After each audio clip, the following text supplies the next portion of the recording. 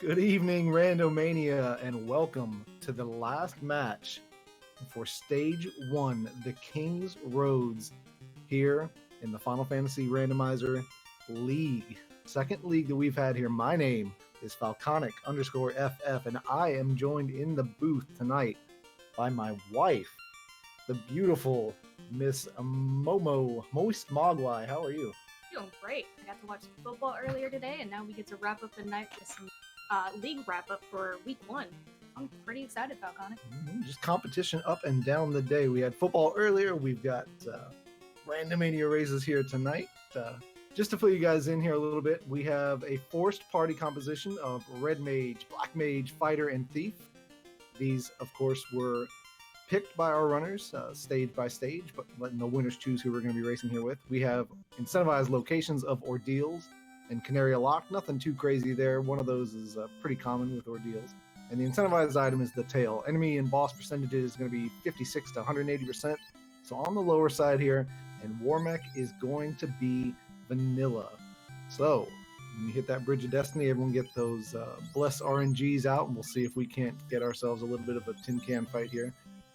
But we have race going on here. If you look to your left-hand side, you have DemOnFrOg, and on the right side, neongrey, featuring 2 runners here. It's going to be a little bit easier to follow along. And then, of course, we have tracking today. I believe we have Kiyu and Mr. Versetti. Is that correct? That is correct. As far as the 2 runners we have featured here, DemOnFrOg comes from the team Trash Island Fire Department.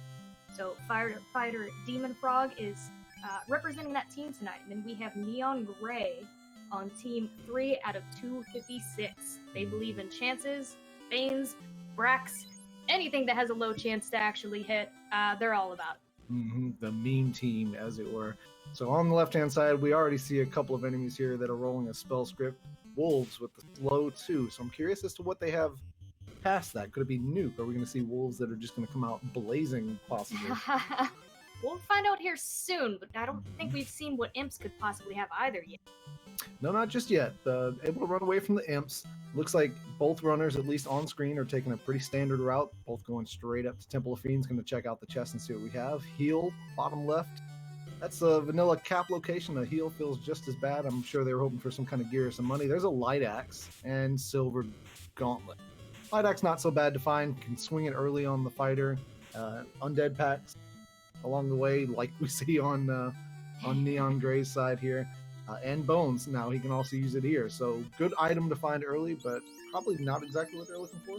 No, it's not what they're hoping for early, but also we don't like jet seeds and we don't like seeds to be easy early on. So it's a decent enough weapon in certain scenarios, but we don't want to be too giving. Jet seed. What's that? It is where you get things to progress, like the floater, very early on. So you don't have to do all of that walking and trekking across the world. You get to... All right, so just about a simultaneous Garland fight here. DemOnFrOg takes it out.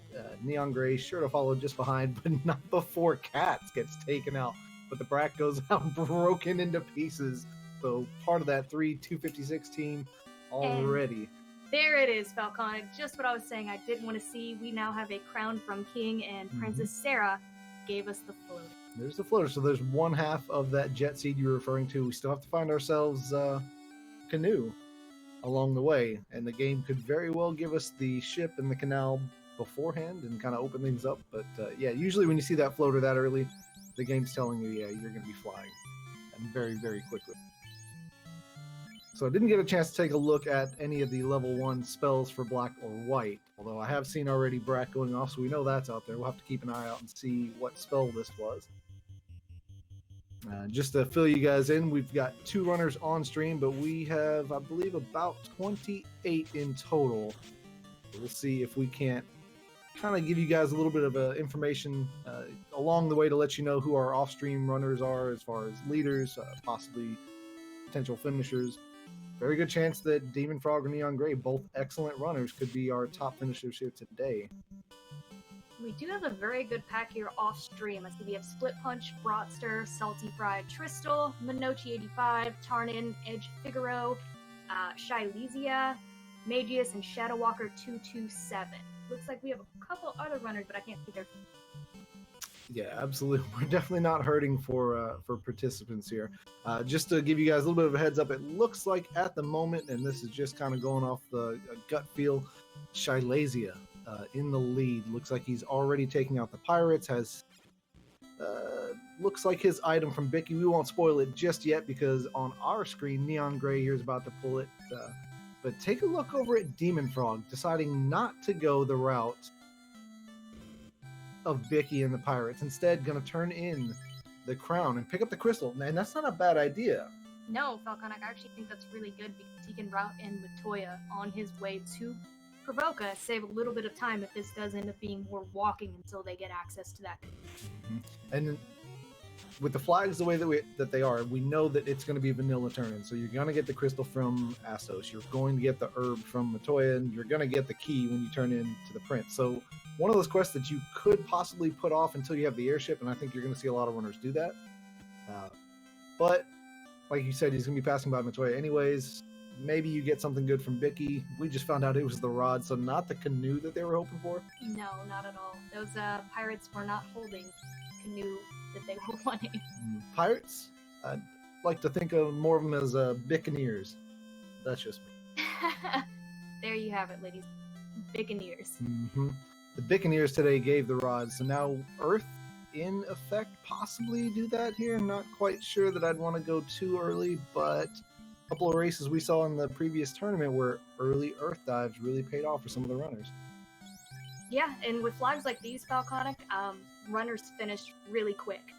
These week 1 flags have lasted anywhere from about 55 minutes to anywhere to like an hour and 40 for some runners, depending on how tricky and trolly that they are. But these are very fast seeds.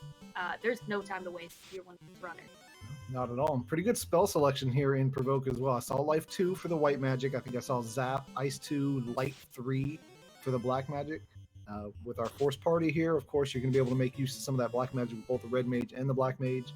Looking forward to seeing how that's going to turn out. The thief potentially upgrading into the ninja could get some of those spells. Have to see if maybe nuke, fast, temper, something really, really good like that pops up early. DemOnFrOg opting to head up to Matoya, just like we talked about, gets TNT. So a key item loose from Matoya's chest here. He's going to turn in, get the herb. So now what do? Now do you go right back over to the dwarf cave and turn that in and see what that's going to give you? That's going to give a key item. It's going to be the canal. So is this the game's way of telling you ship's coming and you're traveling, canoe's going to be next, and the canal is irrelevant? It's hard to say, Falconic. It really depends what they're going to find here.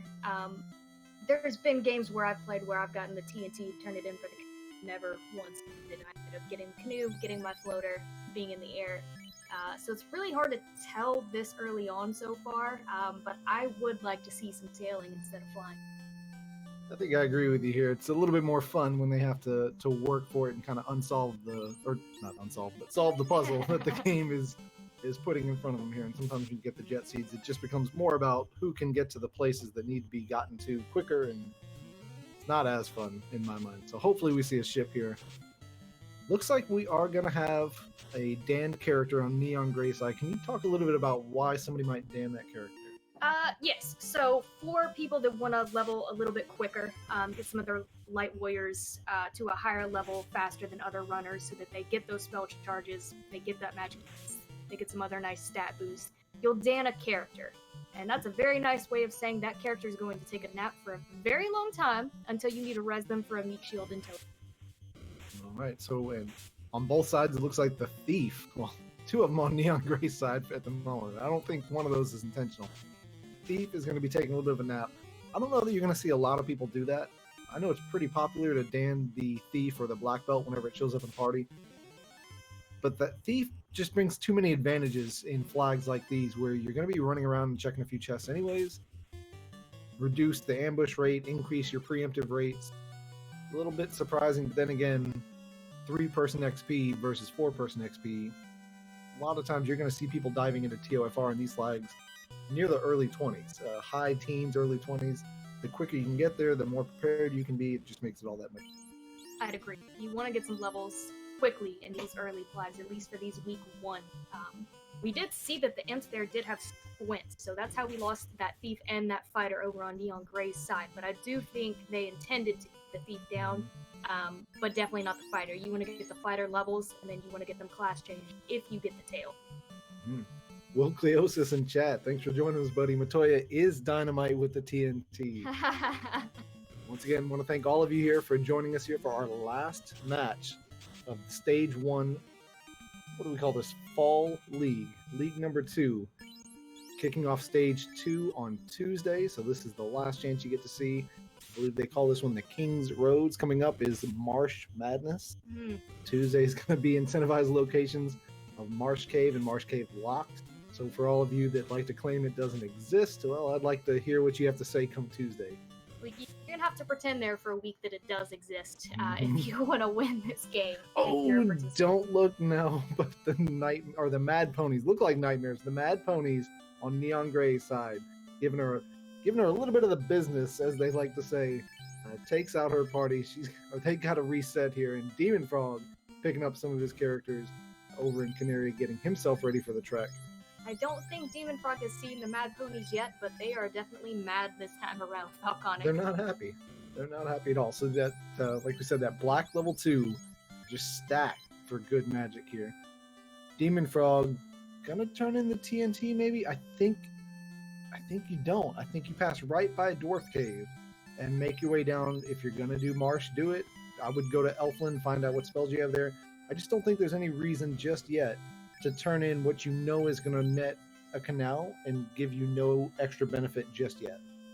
I would agree. You do get a little bit of experience boost with key items here in these flag sets, 5%. So that's not terrible, and it is on the way, but you know exactly what it's going to give you. It's going to give you a canal, and you can't utilize that yet, so it's a little bit worthless, but I would definitely head to Elfland, see what kind of magic I can get, see if there's anything that I can shop for. And we actually did see Tristo off stream. He did turn in that TNT.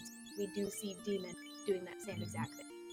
Turns it in, gets the canal. This is one of those things that, yes, you do get the 5%, and I guess you can never really argue that 5% XP is a bad thing, but you're probably going to be coming back here anyways when you pick up things like the adamant, more importantly the key, so you can open up that door and get to the chest. So just little things like this where you're going to start to see some of the runners that are very, very fast. We'll route those things at one time and make it into one trip. And that's kind of how they start shaving seconds off their run as they get better and better and better. So we'll see if that doesn't come back to bite DemOnFrOg. Neon Gray recovering pretty well, took that early death. Now they're back over in Canary, just like DemOnFrOg did, going to restock, get themselves ready for that long trek heading west. Yes, and then, he looks like he's going to fight some creeps here. Our off-stream runners, we have Brockster, who already has his key, and he's checking some key lock chests. Most of our other runners are heading down to Elfland. I haven't gotten a good look at their magic shop, so I'll wait until we see it over here on DemOnFrOg's side. But we do see quite a few people taking similar but divergent routes. Well, as we said it, there is the herb turn into the Sleeping Prince. So DemOnFrOg has finally wrapped up that quest chain. He's got his key. We're going to find out real quick. Well, not real quick. He's going to walk out first. Now he's back in. We're going to find out what's in these 4 chests here. Hopefully some armor. Maybe get some money so we can start building up our magic repertoire, but not too much. It looks like a copper bracelet, maybe about 4,300 gold. Nice for early levels to get that for free to throw in one of your mages, but it's nothing to write home about. And we do see not great black magic there. He is buying Holden's Sleep, it looks like. So I wonder how many people are going to piece this together. I said at the start what our incentivized locations were, Ordeals and Canary Lock.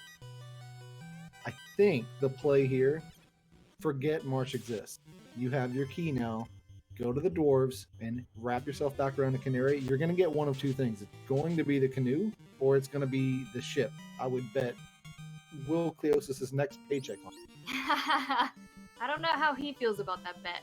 But Doesn't yes, matter, you're completely right. They have to remember their incentivized locations, and they're a bit stuck here. They can dive Marsh, see what happens there, but as far as that goes, I would go ahead and put my money on Canary Locked, see what's in there, and hopefully it's a payout from other runners. I'm not Correct. wasting my time. I'm gonna get the incentivized item and knock that out. Yeah, just remember what your incentivized locations are, and in this case, it is Canaria locked, and we did get access to the crown early, which let us, follow that bread trail over to the key. So now we have access to one of our incentivized locations. The big question is going to be, we've already seen the floater, and we've already seen the canal. So what is the game trying to tell you here? You're a canoe away from flying, but you're also a ship away from sailing the seven seas. I don't know which one it's going to be. This game is sending very mixed messages, Falconic. Not a very good tender match tonight, but hopefully we'll get something good out of it. We do see Demon's gonna... Oh, he just forgot he didn't have canoe and ran into that river. Yeah, I bet he'd love to have that canoe right about now. Oh yes, our very ever so quaint squint wolves are giving him the business again. But we did see Cure 3 and Cure 4, and I believe he did have Life 2 there. So he got the night back up. Not a huge inconvenience, but also not a good one. And it looks like he's going to check out Northwest Castle locked on his way up, try and save some time as well. Definitely, yeah. Hit these up. I would check and see what the trap tiles are as well. Maybe it's something that you can come back to later for a good grind. And there we go. Wiz ogres, gray ogres, and hyenas. Green With ogres. Frost, yeah, I'm going to say no on this one, Falconic. Yeah. No for now, and definitely no for later because it's just not good enough XP. Gay's going off as well. As if he didn't have enough. Evans and an ice shield. Not a bad pickup, but not good enough. He's going to go ahead and reset out of that, and now it's time to head to Dwarf Cave. Question in chat. Any sign of the vendor item yet? No, we have not spotted the vendor item. I have been looking at our off-stream runners, and I didn't see anyone find anything, but the furthest our light warriors and runners have gotten have been Provoca and Elfland. We haven't seen any other cities besides that yet, because we're a little bit landlocked right now. A little bit landlocked, but we're getting our first check here of the Dwarf Cave chest. We got a Falconic blade, a little bit of money, a little bit more money, tiny bit of money, more money, a ribbon, and flame armor. So looking pretty weary there for a bit, but those last two chests really paid off. Flame armor and ribbon. That's a great pickup. Yep, that turned what was kind of a bleh to kind of awesome. So yeah, we had our nice, looking a little bit naked there so far. The only thing we found, I think really specifically for them so far in chess was the ice shield, which he reset out and did not keep. So he's happy to find that ribbon and then also that flame armor. On the right side of your screen, Neon Gray having a little bit more trouble with these imps here. You mentioned DemOnFrOg left that ice shield behind. I don't know that I would have done that, especially now knowing what we found just a few steps north over in Dwarf Cave. To be able to pair the flame armor and the ice shield gives you quite a good bit of resistance for some of the elements, especially when you're going to be making early dives potentially in Volcano, going into Sea Shrine, seeing some of the spells that are going to be thrown at you here. But here we go, DemOnFrOg about to show us what our first incentivized location is going to yield, and he's going to go right. 1,400 gold, a wooden helmet, and another 1,400 gold. Here we go. It is the cube. Will Cleosis called it in the chat. He said, what if it was something fun like the cube? Will Cleosis, I don't know if you're watching somebody off stream or if you're just a wizard of knowledge, but thank you for that. That is not what our runners wanted to see here. It's not. Well, now you've only got one other place left to check, and that's TOF, the key lock chest. You've got 3 chances of getting something good. Otherwise, it is MARSH time, and I don't think anybody's too happy about that. Oh no. Nobody likes diving Marsh, which is what makes next week's flag sets pretty fun, because everyone tries to dodge that place as much as they can. And it looks like we're going to have to take a visit this week as well. Well, hold on, because like I mentioned, DemOnFrOg has 3 chests that he can check here over in TOF, and I kind of hope it's not there. I want to see Marsh. What better way to segue into Stage 2, Marsh Madness, than to have the last race of Stage 1 force us to go there to get our item? I would agree. Some nice little practice there for them. Get familiar with the layout of the land again that they probably don't remember too well with the chests. Because there are some link chests in Marsh Cave, which a lot of our runners tend to forget. So they just come up empty, empty, empty. All right, so we have a couple of eye mages guarding the doors here to these chests, and they have stun touch. That could be pretty deadly here. Are they going to get away? Light 3 goes off, and that doesn't seem like we're going to have too much a struggle on our hands here. So we'll find out here real soon what's in these chests. I didn't see, did DemOnFrOg sell his light axe that he used there and save some charges? Possible. Uh-oh. Guess what we didn't find in the key lock chest? I'll tell you this much: it doesn't allow us to travel. So guess we're going over to Marsh Cave, and we're gonna find out.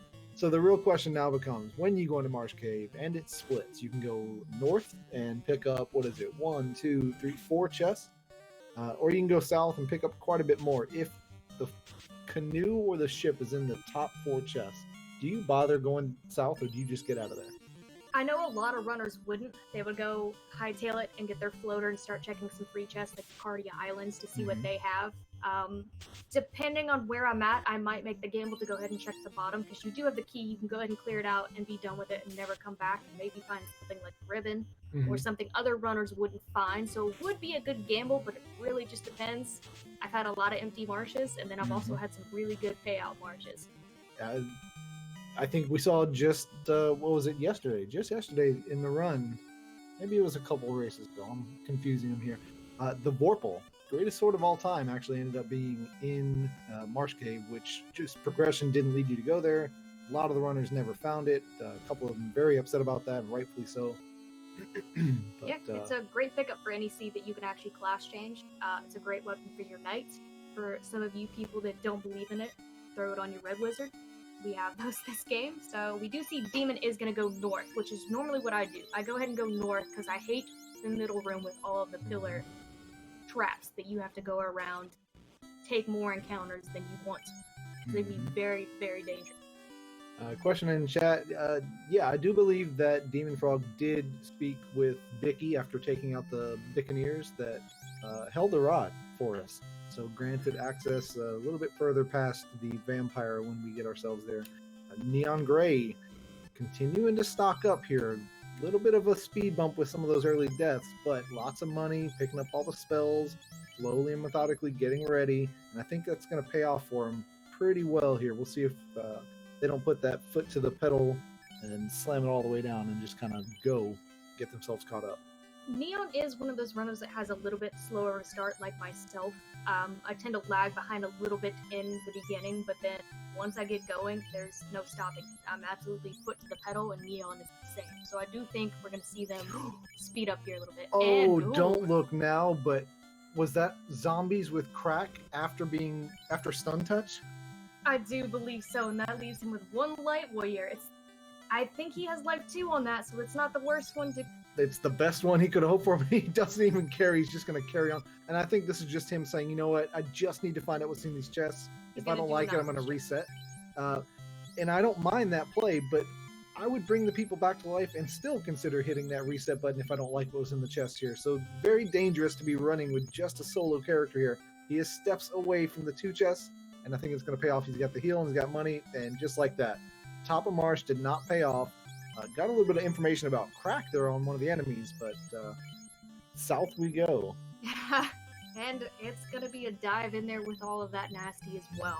So this isn't going to be an easy trek, but I'm with you there as well. If I am down to 1 light warrior and I'm going to consider resetting anyway, I'm going to bring up as much bodies as I can so that I can get that knowledge before we see Bones have Blaze. Okay. And this is why people don't like Marsh. Just a lot of variance in enemies, and when you're playing a randomizer that can put any skill on any enemy, it just turns into a whole lot of no thank you. That was Blaze and Blizzard there, Falconic. Maybe wishing he had that ice shield here a little bit, but I don't know that it would make a ton of a difference with that pack. But he did bring up his party and then faces this same exact party here again. That is not fun whatsoever. We might have a little bit of a gatekeeper here. I don't know how easy it is to get in and out. And think about this. Not only when you go south, you have to clear all of the regular Marsh chest, but they all have the key now. So on top of that, now you have to check the additional floor. So you're going to be down here a little bit longer than you normally would be. We still have no idea if it's going to be canoe and we're flying, or is it going to be ship and we're sailing. And we have no exit spells. We don't have exit. We don't have warp. So once they get down here and they clear all of this out, which is not going to be easy task in itself, they also then have to walk it all back out. Did Demon skip a room on the left there? Second row, first room has a chest, and I think he walked right past it. If the item's there, he's going to be kicking himself. Unless he plans on hitting on his way back out, maybe that's just how he routes this. We'll see, but he has to stay alive first. The fight's unrunnable, and I don't think he realizes it because he's hitting that wait button and wondering why it's still in front of him here. So Blaze crawls that are unrunnable, and at this point you've only got one ribbon. Feels real bad, Falconic. Feels real bad. And he knows this is the play. He has to dig this out. Has to. Yeah, you have to do this. So it could be him just sitting here hitting his head against this wall for a little while, just really hoping he gets a luck of the draw in his encounter table to just check what's here. So how do you adjust? I think the way I do it, and if you look at Neon Gray's side here, there's that ribbon. That ribbon is going directly on my red mage because the red mage has life too. Yes, and Demon, I believe, does have that on his red mage, but yeah, I'm going to protect the person who can heal my people and res them up with life at all costs. That's got to be the person that I have to keep alive. Take a look on your screen. It's almost as if Neon Gray can hear us. They do just that after equipping the ribbon on the warrior. Kind of thought about it for a second, decided, no, the warrior can die. The red mage has to stay alive. Quite honestly, that's how I always play Falconic. If I have a white mage or a red mage in my party, they always get the first ribbon. And if that ends up being my only ribbon, it stays on them. I'm going to need that life. I'm going to need those heals no matter where I go. All right, I can tell you that one of our runners off stream has found the item that is buried deep in Marsh and has carried it out. I will not spoil anything just yet, but I can tell you that progression is definitely here. There we find the ship. So the ship was guarded. The ship was guarded there in the wizard chest. So now all you have to do is get out and get out alive. Is that all? Yeah. Should be easy peasy. I mean, you just have to walk it out. Like, how deadly could that be? It should be pretty easy. No big deal. Faye wins in the chat. Thank you for joining us. This is a league match. It is the last match for stage 1. We have a little bit different format, different setup here. Going to make it a little bit easier for new players to follow along. We just have 2 runners on screen. We've got about 26 or so off screen. You've got DemOnFrOg here on your left against Neon Gray, and then you've got 26 other people vying to take first place here. So we'll kind of fill you in a little bit about what they're doing off stream as best we can. Let you know if anyone's found anything super important, or if we have a leader of any kind. It looks like Mo is already taking down notes from what we've seen, so I will not be giving away just yet who and what has items here and there and everywhere, but I would say our leader here off stream is actually Fuchsia Fantasy. I'm not going to say what he's found, but he is already in the air, so he has a very good advantage right now because he has a lot more exploration power than other runners. And it looks like he is the only one that is in the air right now. That way. All right. So, looks like Demon gets his way out of there. Was able to save, now has his ship. So the ship with the canal, that opens up quite a bit of new opportunities. The first place you're going, I would imagine, Crescent Lake? Yeah, that's exactly where I would go. You have an item there that the sages could give you. We don't know what that may be yet, but that's definitely something we want to look at. And then also more magic. More magic as well, but definitely want to get that free key item. We'll have to see, though, which direction he wants to go. It looks like those wolves are continuing to become more and more of a nuisance to our runners. DemOnFrOg down to, again, just a solo character trying everything he can to get himself back to safety here. Steps away from Elfland. I know this feeling way too much, Falconic. Sometimes that walk from Marsh all the way to Elfland with limited save items, no spell charges, couldn't afford a house. Yeah, it's not fun. Definitely a walk that when you make it with one light warrior, you don't feel safe. All right, so both of our runners here kind of restocking, trying to get everything back into alignment here with their gear and their spells. DemOnFrOg resing some of his characters, going to stay at the inn, and we'll see here shortly where he goes. Should have the ship, yep, right here in Elfland, since it was found in Marsh Cave. Probably going to stop off in Melmond. I don't think that we've seen the Ruby just yet, so I don't know that Titan's Trove is in play. So I think Crescent Lake is probably going to be the first place we go. We haven't seen Oxyale, so you can't take the ship up to Sea Shrine or Onrak just yet. And we don't have a chime, so going up to Mirage Tower early is also not an option just yet. So I think Crescent Lake is probably about the only thing that we can do at this point. Yeah, we have not seen Ruby yet for any of our runners. So the only way you're going to get near Titan's Trove, and you're going to go over there for starter, is with your airship. But Titan's Trove is on, so if you want to see what's in those chests, you're going to have to feed the welfare first. I don't believe we have extended open progression on. I think it is on in It these is ones. on, Yeah, because you can walk down to Elfland. Yeah, without so canoe. walking down to Elfland. So what that tells us then is that the canoe was never required. Getting the floater, getting the ship, and getting the canal gives you access to go straight to the Raycon Desert, park that ship at the dock that's down there now, and gonna pick up the airship. And as I say that, I'm literally narrating exactly what DemOnFrOg's doing. Hop out of that ship into the desert, and there you go, flying. So the only things that you're going to need the canoe for then are going to be going up to Ordeals. You have to make the walk and cross over the river tile there, and then hitting up Waterfall, because Waterfall is going to have a robot, and the robot's going to have a key item. Yes. Not incentivized, but robot is going to give something to us that we're going to need. Whether or not it'll be something like the Ruby that we may not really need, we'll find out, but you definitely need a canoe to. So DemOnFrOg picks up that airship at about the 30-minute mark, flies straight up to Crescent Lake, and check a couple of the shops here. Steel armor, not bad, pretty good absorb, but just too big of an evasion penalty, I think, to waste any kind of money on it. I think I saw a wall there at level 6. Quake, Saber, there's Warp, level 6 Black Magic.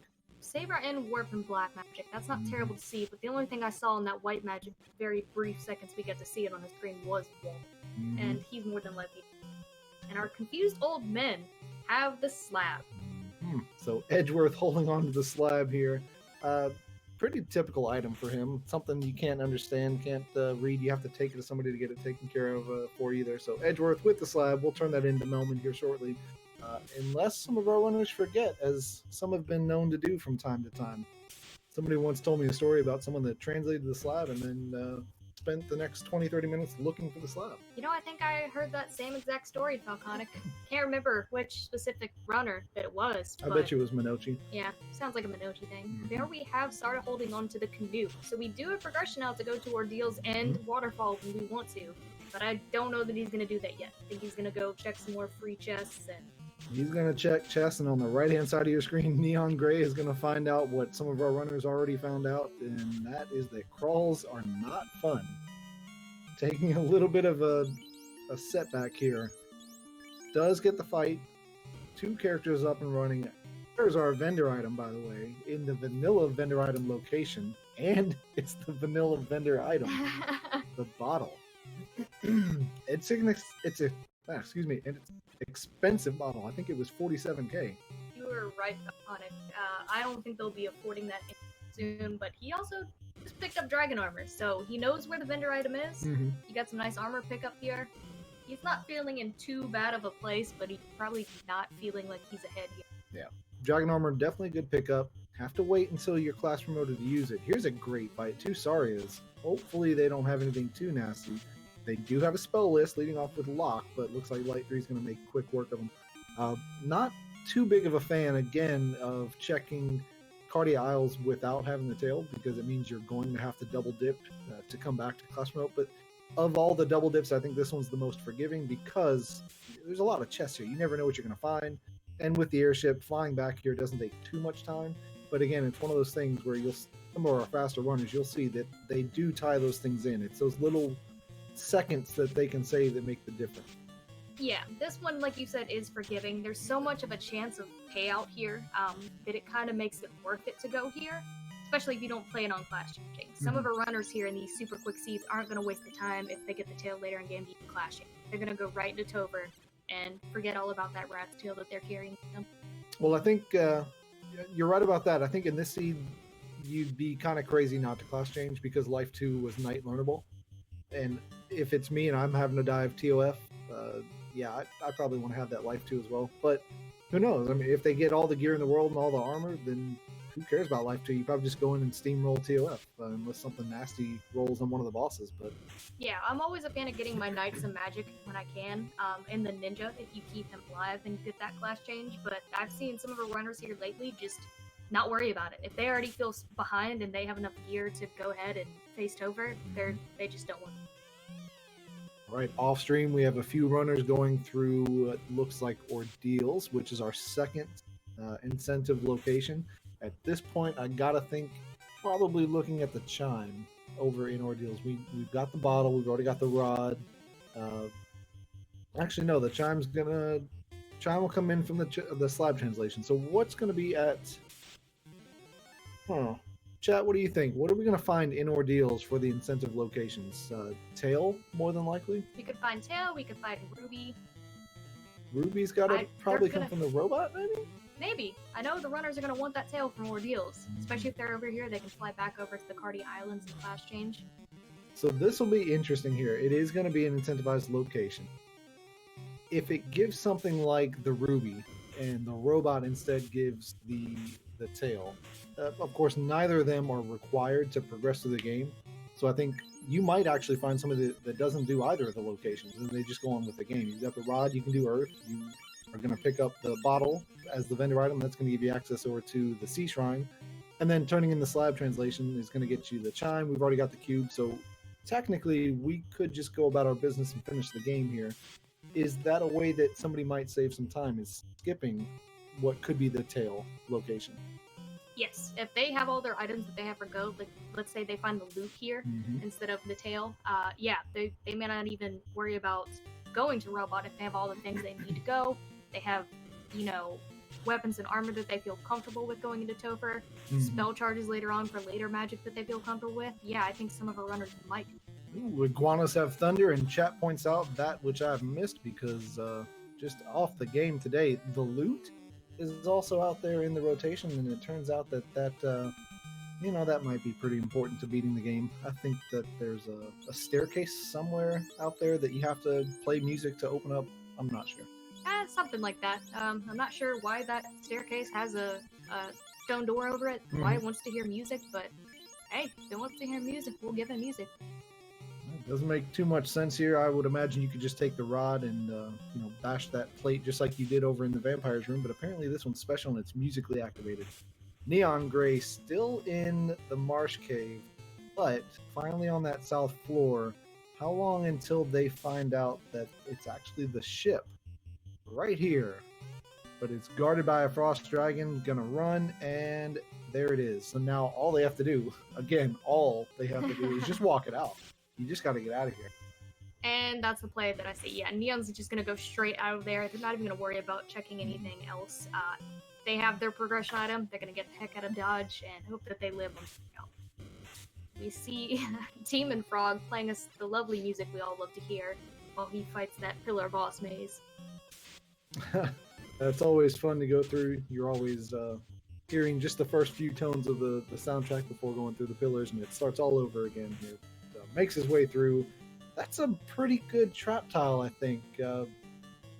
I'd feel better if I had, Fire 3 nuke for sure, but a lot of XP. You can gain a couple of levels here if you had means of taking them out quickly. I don't know that Light 3 is quite enough to get the job done for me to waste maybe more than a fight or two on it, but oh, and with glare, nope, I'm out. No, it's 2 lit 3 charges didn't take all of the whiz mummies down, and they have glare. I'm not doing that.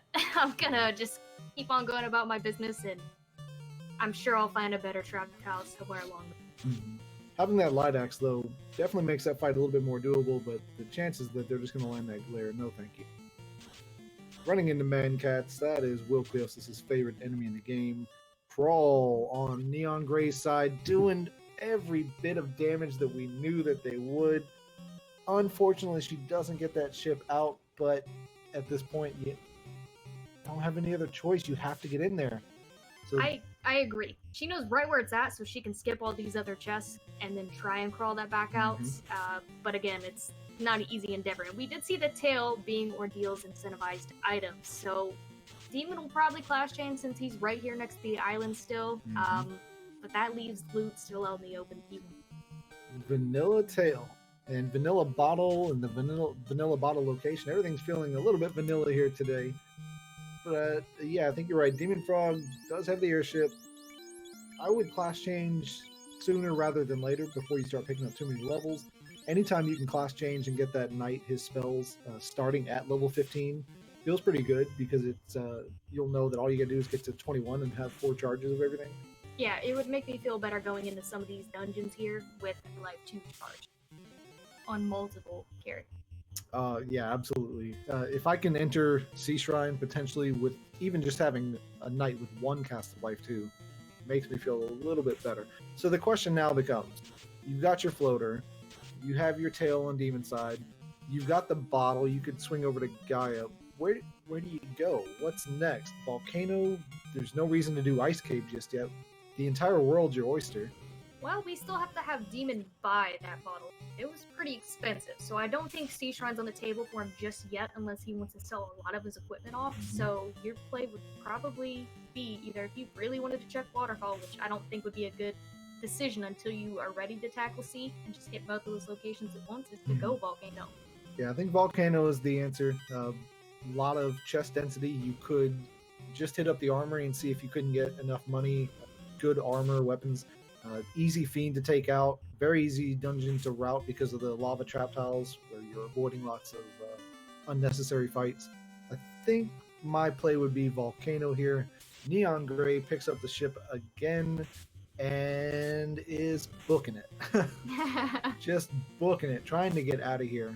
Warp or exit would have made this just incredibly easy, but without having that, a little bit of a hurdle just to start the game off. But looking off stream, it looks like just about everyone has passed that hurdle. A lot of runners here in the air. I see a couple people in Earth Cave, more than a couple people in Earth Cave here. It's almost like people are trying to adjust to their opponents. See some slab turn-ins. It looks like Tristal just went and picked up his chime. Split punched in the air. He's checking out some of the Cardia Isles. Tarnin, looks like he's over in Waterfall, one of the places that we debated whether or not we'd go to, but looks like possibly loot. We'll see. Possibly. Turnin is in Waterfall. We see Shadow Walker getting ready to turn in his bottle to the ferry, so maybe Turnin went ahead and had the money to purchase that as well, doing both. Neon Gray running into a little bit more adversity here, shuffles around the gear. I like that move, Riven onto the warrior. Looks like we have a request, and I think at 42 minutes in, it's pretty good. There's Nuke level 5 and Temper. Let's get a little bit of a recap. What have we found and where have we found it? It's been a pretty forgiving seed for the most part here so far. King gave us the crown right off the top of his head. Princess Sarah gave us the floater. How gracious of her. Vicky gave us the rod. Canaria, locked, incentivized, had the cube. Get Will to sign it if you have it.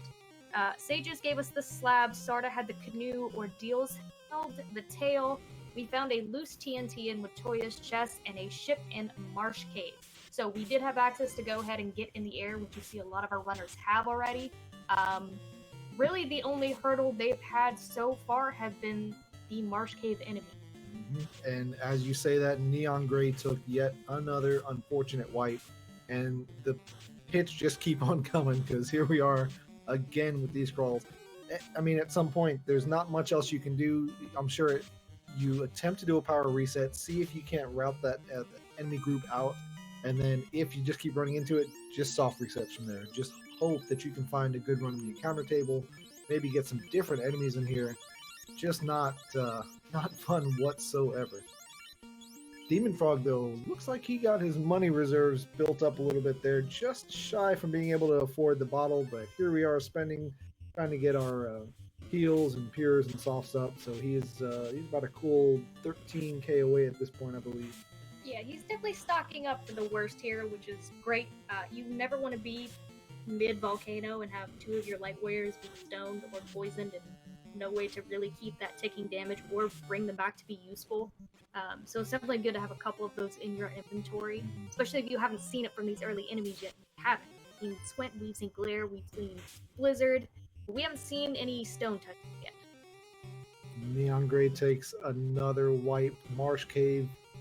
Think you could apply the woman scorned motto here. I think we've abandoned Marsh Cave for so long that this is the revenge that we get. Just unfair for Neon Gray at this point, continuously finding these bones and crawl fights, and they are giving her the business, here. Light Axe going out unfortunately does nothing to the crawls, and they're the ones that are doing all the damage.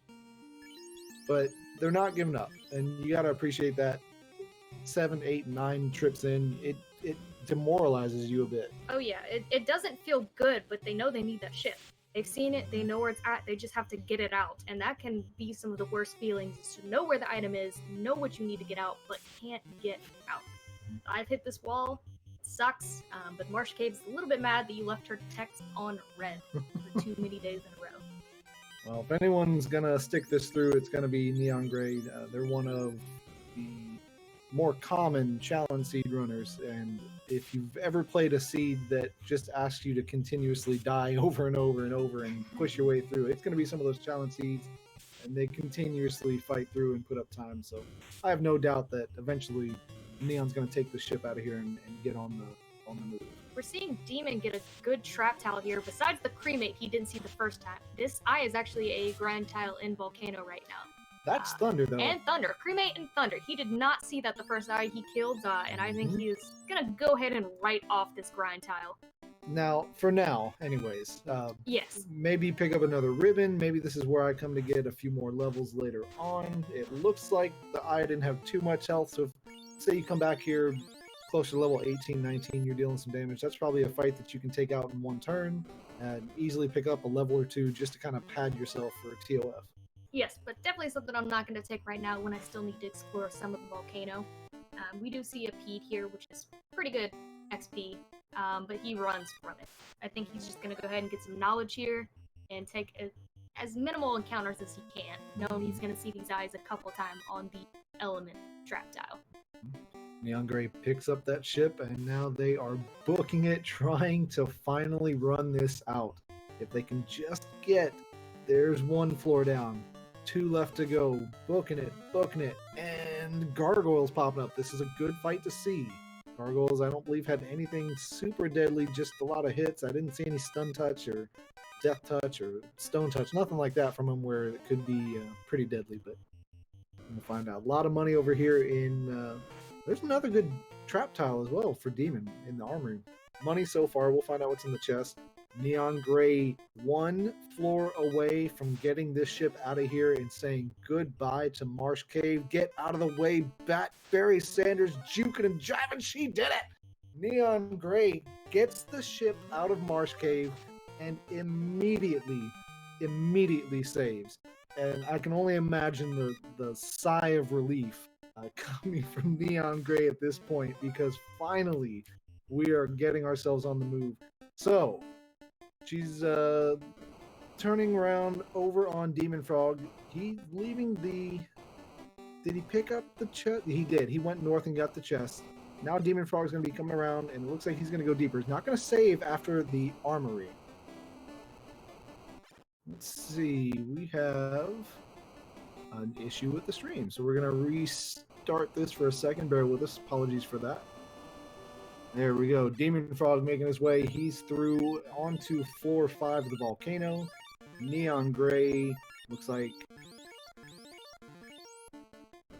There it is. Sorry about that, guys. We are having a little bit of issue with the stream. Let's see if we can switch over to our reserves in the meantime. Looks like an opal bracelet pickup over on Demon's side. Fantastic armor for the mages. Neon Gray making their way down to Elfland. We're going to see DemOnFrOg still continue to dig out this volcano, pick up an opal gauntlet, which he can use on his class change tonight, so not the worst, but I'm sure he's wanting something to actually swing dog. Yeah, at this point, I don't know that we've seen anything too friendly as in terms of weapons. It does move the pro ring down, switches the opal to the knight. I like that move. I kind of like having the death protection on that knight, don't get me wrong, but the absorb from the opal bracelet or the opal gauntlet alone, plus letting the black mage possibly live through some death spells. Doesn't look like there's too much else here in Volcano, so I think we were kind of hoping, like you said, for decent weapons, even like an ice sword or sun sword, piece of junk Maz Moon. Definitely looking for a Warple here with my class change Knight, but I think I'm going to take what I can get, at least at this point. The Knight's really not doing too much damage, which isn't what you want to see, but we did find Nuke, even though it was a higher level there in Millman. Level 5 Nuke. Not too bad, but it is going to be a while before you have enough reliable charges to kind of put that to good use. I think it's going to be more of probably a boss mechanic, a boss spell. There we have ourselves an ice sword, so we were just talking about trying to find something, and that's about as low as it can get for what you're hoping for. But still a nice find, and I'm sure Demon's appreciative of that. Neon Gray, 50, just shy of 50-minute mark. They are finally in the air and making that stop, just like everyone else did over in Crescent Lake. And they're going to find out that, what was it, the slab that Edgeworth, the confused old man, was holding? Edgeworth was walking around with a stone slab, babbling on about how something, I can't read this, Lupa, don't know what it says. Danu. But we do see a couple of our off-stream runners also in Volcano. We see Mono here is actually about to light this first orb. It looks like Crystal may have, but he's headed to the Earth Cave right now. We also see Tarnan about to take on Carrie. Minochi is currently fighting Carrie at the moment. Looks like Salty Fry taking on Lich. So we've got a couple of Fiend fights here off-stream. Neither of our runners on-stream have yet to make their way over to a Fiend just yet.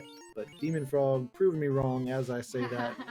About to pull Carrie. Does not res up the Dan character to use it as a meat shield. Opts to keep it dead.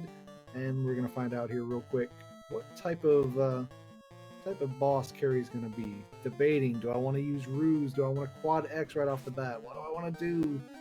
Fast on the Knight. Carrie stun touch on the Knight. Feels pretty bad. The fast does go off though. 2 hits, 10 damage. Doesn't look like the evasion's too high. Gonna try the quad X and hold strat.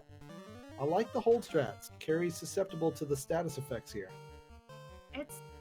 There we go. It landed. So just like that. So DemOnFrOg, knowing that hold had a chance of landing and putting it to good use, Carrie, with all those arms and weapons, can't do anything, just sitting still. Now the nukes are coming rolling out. 364. We've done about 550 damage. And I think it's over from here. Quad X, if the Ice Sword doesn't end it, which it does, the Quad X surely would have. So at 51 minutes and we'll call it 35 seconds, we have on stream our first Fiend kill. Carrie goes down to DemOnFrOg. And Neon Gray, hot on his heels after the slow start, making up for it really, really quickly. They are about to enter into the volcano here. And DemOnFrOg goes straight to Canary and says, it's time for me to build up my reserves again. Let's pick up some heal potions and where to next? I would say he's probably going to go Earth, but depending on what he spends here, he also has money to go ahead and buy the bottle, which we did see Neon go ahead and check the caravan, so they do know that the bottle is there. Not exactly in the budget just yet here, but they're going to go ahead and try and get out their fire orb first before even attempting to go anywhere near Shrine. Neon Gray is probably feeling pretty good right now, finding that eye trap tile. Poison smoke banes, but does Neon know? What was it? It was Thunder, I think we saw from the eyes? Thunder and Cremate, I believe? Yeah, there's the Cremate, so my memory is somewhat working here with me tonight, but then we do see that Bane go down again. I don't know if they'll keep grinding this knowing what they are going to. Yeah, they are, and having an insta-kill spell like Bane that has a high chance of landing makes you feel pretty good, but I think the only reason that Neon is continuing to do this is because they don't yet know that Thunder looms on that spell script. Actually, that would be the ability script, the skill script here for the eye. I think as soon as that rolls out, probably going to put a stop to this grind, but until then, this is good XP and a great way to kind of catch up, and this might be a little bit of an overreaction to just non-stop death in Marsh Cave for Neon Gray to say, this is where I'm going to make my stand, I'm going to get my levels, and I'm not going to let anything bully me from here on out. It's not a bad play. They do have a lot of insta-kill spells, and this will definitely get them leveled. They're not hopefully going to repeat what happened to Marsh and make up time later. A little bit of an off-stream update. Mono's first attempt at carry, he actually wiped. He did just finally get carried down with one light warrior left alive, so that is an orb there for Mono. Edge Figaro is digging out Earth. Tarnin is back in Volcano, so I do believe they took a wipe as well, but they went back and stocked up in Crescent Lake to get some more heal pots. And we see Tristal getting ready to take down Lich here. He doesn't have anything to ask. Shylezi as well is taking Lich. And you can already see some of the effects of this seed here. Marsh Cave proving to be just one nasty dungeon. Unfortunately, has already led to 3 forfeits. So what started out as 28 entrants is now down to 25. Looks like more and more are rolling in here. You can kind of start to see that maybe there were a few runners that I don't know, just didn't have the patience tonight to deal with Marsh Cave. And when you got multiple races in each stage, you don't have to put it all on the line on this one here. Maybe it's a smart play to just say, you know what, this one's not for me. I'm going to regroup and I'm going to hit up the next one. They've already got a couple of runs already earlier in the week. Stage 2 begins on Tuesday. You get a fresh start. But what if I told you that stage 2 is going to send you right back to Marsh for Marsh Madness? This marsh definitely wasn't fun to visit. I can see a couple of our runners not being as persistent as Neon, as much as it hurts to go through that. You can make it out. Obviously, we see some of our runners, progressing, getting orbs. So it wasn't unbeatable or undoable or impossible by any means, but it definitely takes a toll on the human spirit facing that again and again. It does, but we mentioned earlier Neon Grey, a veteran of the Challenge Siege. They won't let something like that stop them. You saw it took multiple tries to get that out. Got to the ship plenty of times. Got close to running it out. DemOnFrOg here doing a little dance number with the Lefanians. Gets stuck in between the two of them. There was a little bit of a cha-cha line going on there. It looks like he wasn't too happy to be a part of it, so he's gonna go ahead and dip out. But those Lefines, they love to party. Yeah, they love to get in lines and keep you there.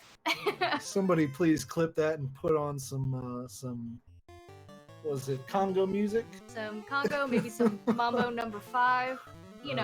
Whatever you're feeling tonight. As Falconica was saying, we do have some runners that have forfeited this race already. But that's kind of the beauty about being in these teams and in this league, is we go by a C-point system. So you do have multiple chances to run during the week. So let's say you've raced maybe one of the 3 or 4 that are available. You can just keep that score, and if you forfeit the second one, they'll just take your best average Z-point time in there to contribute to your team, at least for the first couple weeks here. All right, DemOnFrOg, after translating the slab and going up and picking up his chime, makes his way over to the waterfall. Neon Grey back over the volcano. Got a couple of good levels here. Sitting at, it looks like about 16, 17. And again, that might be kind of a reaction to what they saw earlier with just not being able to survive some of those blazes and those cremates and things like that. So here we are running into Wiz Ogres with Frost, but because of those levels in the XP, able to survive, able to heal past it.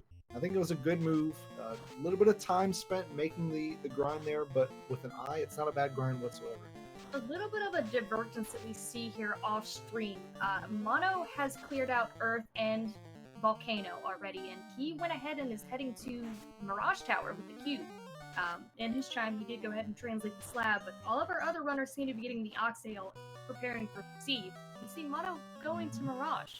I've had this debate, this conversation with quite a few of our members here. Will Closis and I, in fact, kind of argue back and forth about what the right play is. I like doing the Mirage play before Sea Shrine.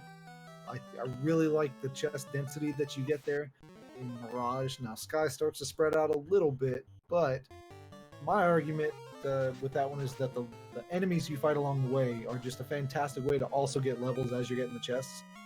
Sea Shrine also scares me. I don't like lobsters whatsoever. But Will and plenty of others choose to do Sea Shrine first. And when you have Oxale and you can pair it in with, the waterfall and checking the robot, it's not a bad play at all.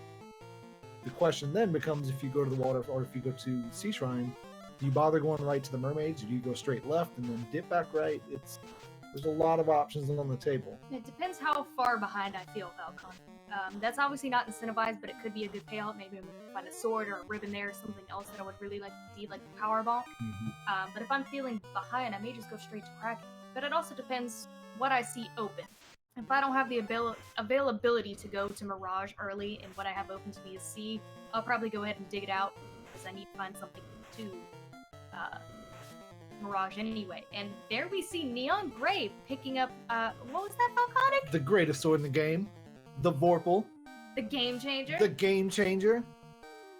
All right, so Neon Gray is now in the lead, and I mean, you got to feel happy for them with the struggle that they had in Marsh Cave to be wielding the greatest sword of all time. They can't use it yet because, fun fact, it requires 2 strong hands, and being Muppet babies as they are right now, just can't wield the power at the moment. Those Muppet babies just don't have the hand strength. Can't do it. A sword like the Mazmoon, very lightweight, made of silver. Lyra SRO would say it's reminiscent of taking second place in a race, which is why it's silver.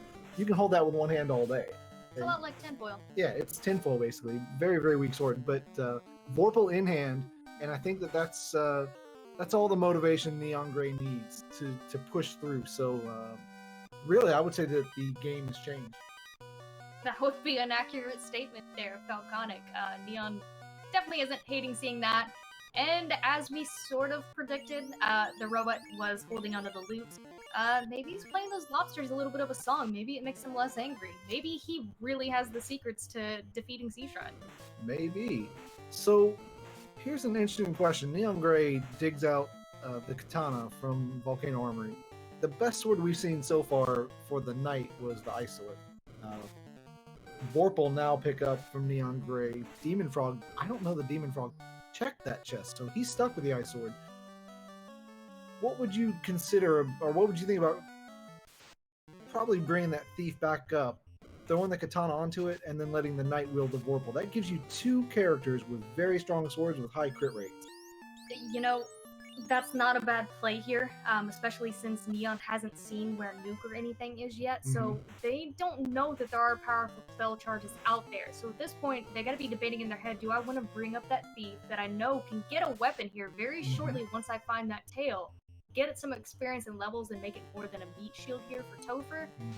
I would be weighing that decision in my mind here, with as little knowledge as Neon has at this point, what they're gonna find later on. And especially on Demon's side, we see his knight not swinging anything just the Ice Sword. hefty. Yeah. So that is hurting him to have to rely more on magic than sword damage. All right, so it looks like Neon Gray pushing past the armory floor, making their way to floor 4 here, soon to be onto floor with a few more chests. I don't think we saw anything too crazy. The Ice Sword pickup was nice. Opal Bracelet, sure, they'll probably want to put that on one of the mages. You have DemOnFrOg down to 1 Light Warrior again. Tell me if you've heard that story before. Life 2 available. I don't know if he has spells, if he's just trying to gain levels on the Red Mage alone. Not quite sure why he's not choosing to res up those characters yet, but we saw Warp at, what was it, level 6. I would be getting that Black Mage up as quickly as possible to get the charges for Warp, so that places like this would have been a little bit easier. Yes, absolutely. It hurts to walk out of this far in this game, especially when you know the magic's there, but I don't like walking at a waterfall. Right up there with Marsh Cave for me. It's not something you want to do all the way from ending, but he survived. He's getting to on-rack, and it looks like he did pick up Adamant. So there's a chance he's going to turn that in and go ahead and get the X count if he wants to go out of his way again to meet the dwarves a 3rd time. I don't know that he'll do that, but we'll see. As far as our off-stream runners, looks like Mono is now taking on Tiamat right now, which will be his 3rd orb. Fuchsia just lit his water orb, which puts him at 3, so I think all he has left to do is Sky and conquer Tiamat, which we will see here very shortly if it's anything nasty. Look like so far all he has is E. So having the Adamant on DemOnFrOg's side One of the very, very few exceptions I would make towards kind of breaking your routing. The best sword he's got so far, and there's stone poison. Oh no, stone poison. Was that from the red sag or was it the whiz sag? If it's from the red sag, that's going to be deadly. I mean, it already is deadly. You've only got one ribbon, but wow. Anyways, to get back to what I was saying, DemOnFrOg with the adamant has the ability to go pick up a very respectable weapon before routing in here to fight Kraken. I think that I would have made that move. I don't know that I want to come into Sea Shrine knowing that a weapon like that's on the table. Yeah, it feels really bad to go anywhere with ice alone, especially when a class changed fighter to my knight, knowing I can so much better. If I went ahead and got the adamant, I have the floater, or the airship, excuse me, which demon does. I'd probably go ahead and pick up a better weapon and be able to actually do some sustainable damage here in Sea Shrine, because we know how nasty Kraken can be with all of his arms. Yeah, absolutely. Taking a look at just the tracker here, and again, we have Kiyu and Mr. Versetti onboard help track. We certainly appreciate them doing that. Take a look at DemOnFrOg's board. Just absolutely lit up. Has everything you could ever hope for, except for the gear. The gear is looking a little bit light. Only one ribbon, no white shirt, no power bomb. Does have dragon armor, does have katana, but doesn't have the Mazmoon, doesn't have the mighty Vorpal. I think that's going to lead to checking some out of the way chests. Yeah, they found Timber, and they did have Saber. I don't know that he picked those up, so Power Bonk would definitely be something that you want to see, and a better sword. He can still turn in that adamant for an X-Cal, and he just did pick up Aegis, so that helps a little bit, but I'd really want a white shirt at this point.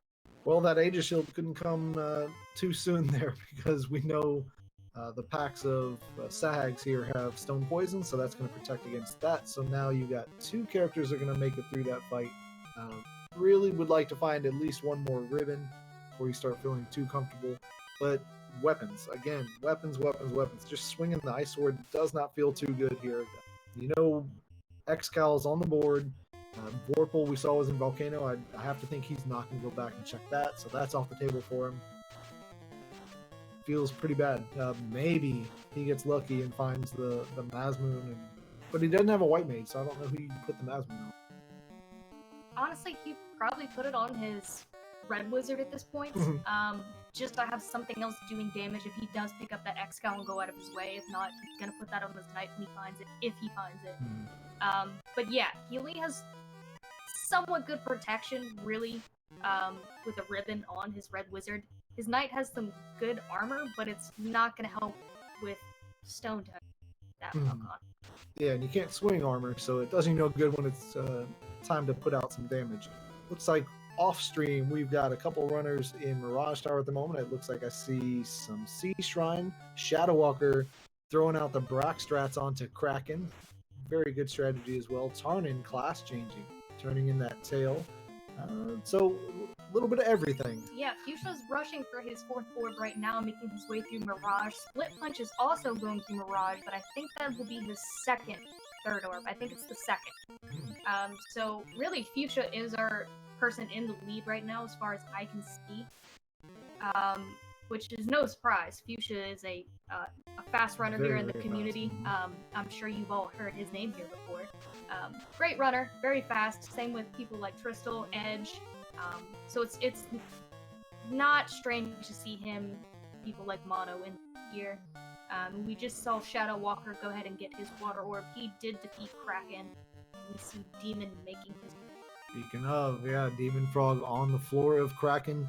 Neon Gray with those levels, picking up the opal bracelet there with the levels, not having too much of a hard time. I really think you're going to see on Neon Gray's side that they're going to start really pushing through some of these locations quicker than a few of our other runners that didn't take the time to get those levels.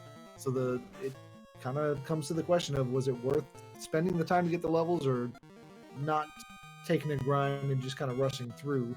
We'll have to find out. It doesn't look like there's been anything too deadly. A lot of the off-stream runners, like you said, were able to light a few of the orbs there without taking grinds. So we'll see just how bad TOFR kind of rolls out. And if it is, then Neon's going to appreciate that time that they spent grinding that eye, and I'm sure probably go back to it if they need more. I gotta say, with how forgiving the fiend ones have been with us, then we're bound to see something a little bit nasty in October. We've seen blizzards, we've seen cremate, I think we saw one crack. But we haven't seen like nukes, nuclears, really a lot. We'll see here with Kraken as far as how that's going to be, but Not yet. DemOnFrOg taking on Kraken on screen at the moment. Bane strat's going off. Bane's pretty good. It looked like Kraken saw it coming and takes out the Black Wizard.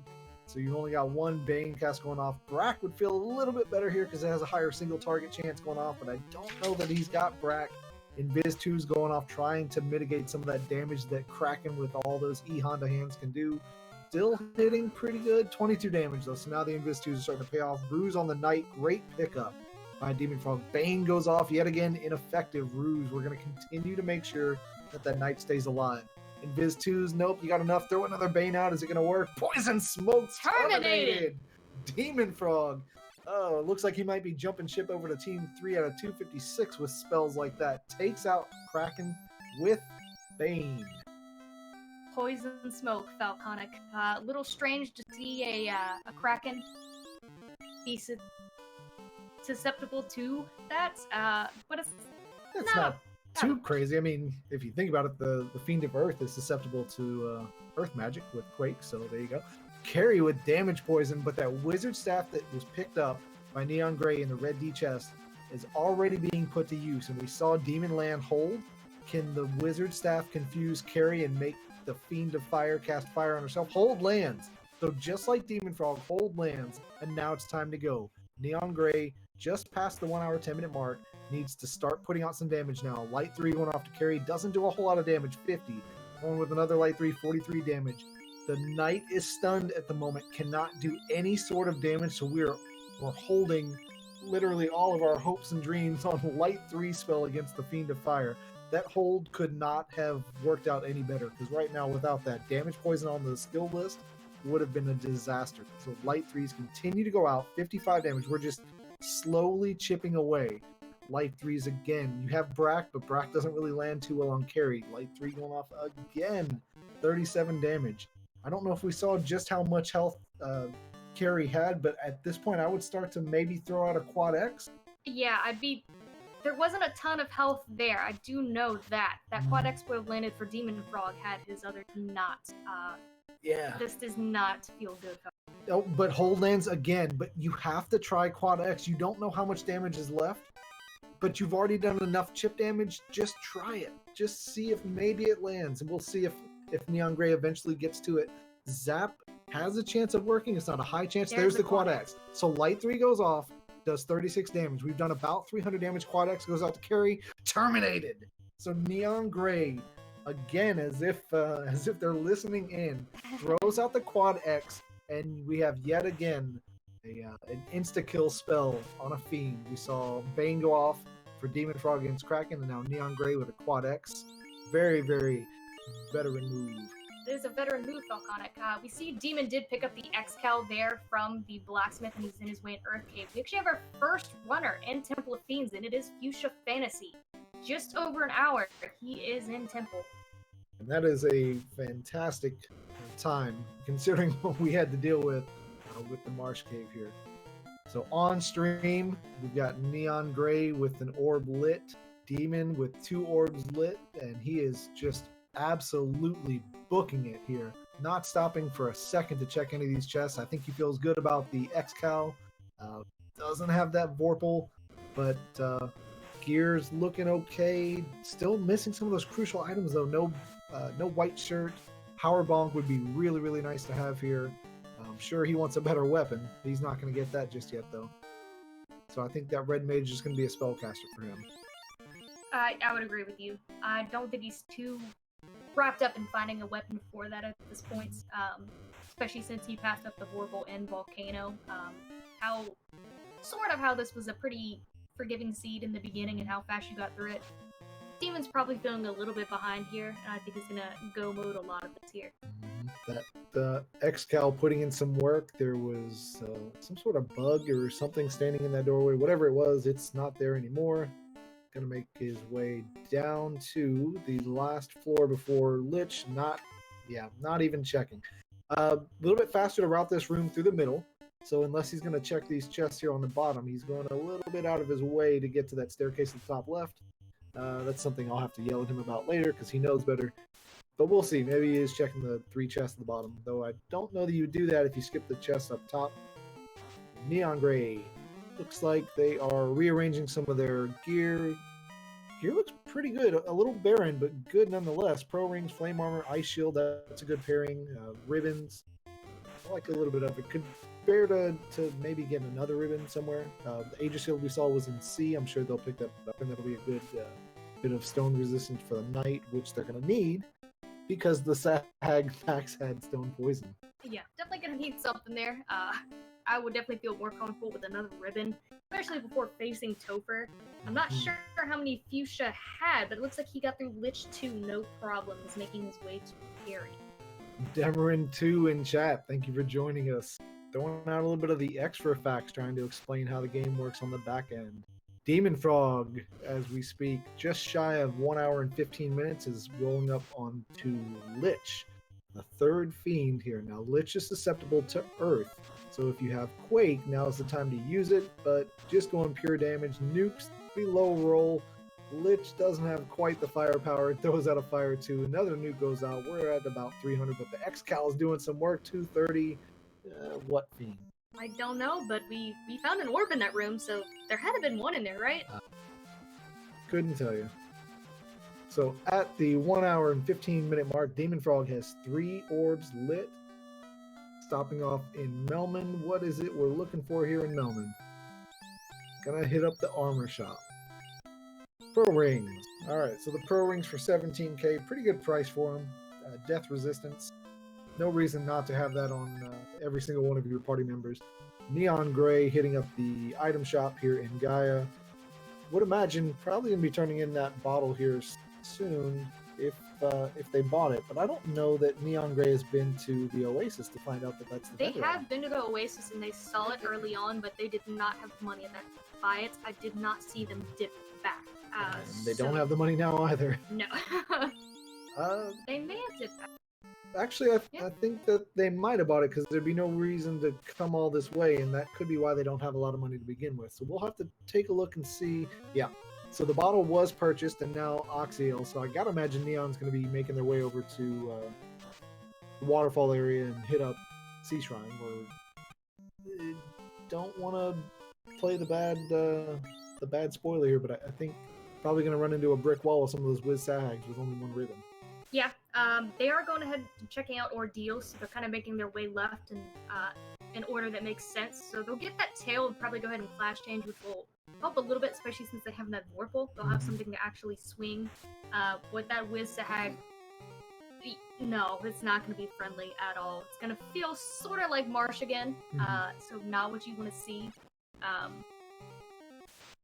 Right, and as we continue to push forward, the forfeit list continues to grow. We have another runner forfeiting here, so we are down to 23 runners, 2 of them on screen.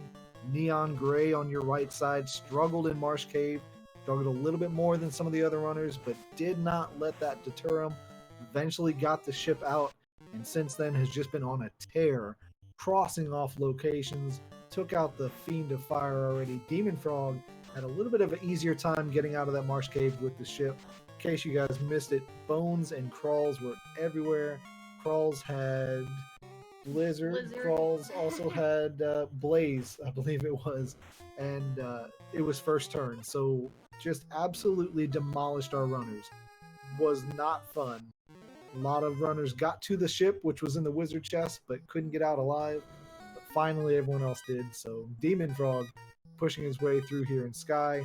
Neon Gray is fighting my favorite enemies, the Argoyles, and looks like the Argoyles have a spell script here. Dazzle. Not too fun. Wouldn't want to see what's after that. Cremate is next. Ooh, we see Fuchsia Fantasy just took down Tiamat 2, and he has all 4 Lightweighters still alive here as he makes his way to Chaos. He's going to run into some worms, but he's going to be our first runner to see Chaos. We have a couple of our other runners finishing up their 4th orb now in Sky Castle, but Fuchsia's booking it. DemOnFrOg steps away. There's the second ribbon. So second ribbon for Demon. Gotta feel pretty good about that. putting it on the Knight. Not a bad play because the Knight has life 2 as well. So now both of your life 2 casters are protected. If you guys want to see a War Mech, go ahead and get those Bless RNGs out now because DemOnFrOg is about to be on that Bridge of Destiny, steps away from lighting the 4th orb and making his dive into the Temple of Fiends Revisited. Something Demon did not see. Gargoyles had Blizzard and something else nasty there. They were taking out Neon Gray in a way that Demon did not see. It seems Neon is really playing that 3 of 256 strats, both in the encounters and in the spells, pre-mates. Interesting that Neon's deciding to take this fight. It is runnable, and a pack of 7 like that, not the most friendly. Maybe it's for the XP, but Neon Gray already knows that there's an eye trap tile, so if levels are what you're concerned about, there's definitely better places to get it than taking Gargoyle fights like that. And we have our first winner. Fuchsia Fantasy terminates Chaos. Fuchsia Fantasy just absolutely demolishes what I think has been one of the most nasty seeds we've seen in quite a while. That Marsh Cave was not fun. And I hope it's kind of a foreshadowing of what's to come next week with Marsh Madness. We'll have to see. Yeah, it's definitely fun to see some harder Marsh seeds as long as you're not the one playing them. DemOnFrOg does it again. Bane on Tiamat. Poison Smoke terminated. 2 fiends in a row. Lights the 4th orb. DemOnFrOg is not playing around. He knows what spells do what against 2, and he is not afraid to use them. We have our second runner off stream here entering Topher. It is Edge Figaro. Looks like he entered in at about the 119 mark. All right, Edge Figaro making his push already in TOF. Off stream, looks like we've got a couple other runners that are getting themselves ready to make that push in. Neon Gray is about to find the tail, and I got to imagine with the Vorpal in hand, going to feel pretty good about going straight over to Bahamut and getting that turned in for the class.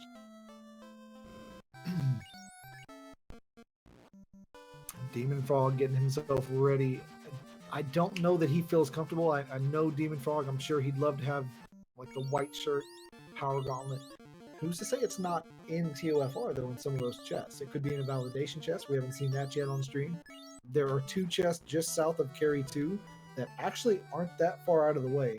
You very rarely see runners check it, but if you're missing something like a 3rd ribbon, a white shirt, power bonk, it's 20 steps. I'd take it. Yeah, I would say it depends how these fiends go, the first couple that I see here. We do see Demon in Topher right now, and there's also Edge and Tristal. They all seem to kind of be neck and neck here. Demon being the last one to enter, but he was right behind Tristal.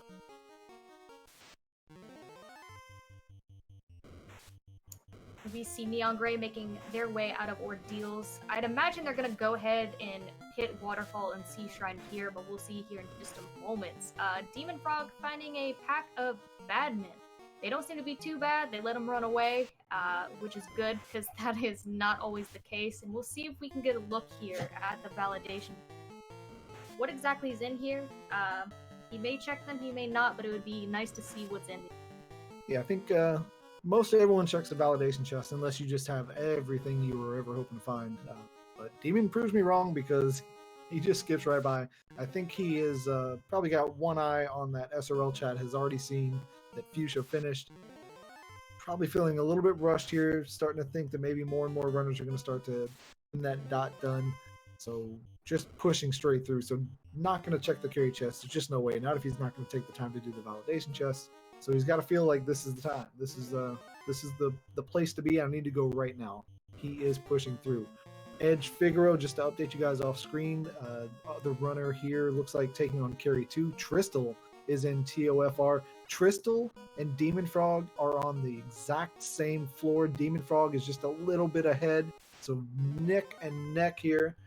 Looks like Minochi's somewhere. I can't see where he's at, but he's also somebody that I think is got 4 orbs and is ready to make the push as well. Shylacia is on the Bridge of Destiny, looking to light their 4th orb. Edge Figaro pushing on to Kraken 2, but DemOnFrOg, I think right now the exciting race is DemOnFrOg and Tristal at the moment, both on the same floor.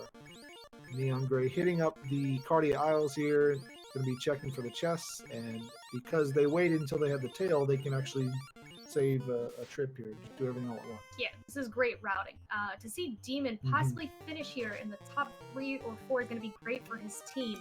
Team Trash Island Fire Department. They're currently 4th.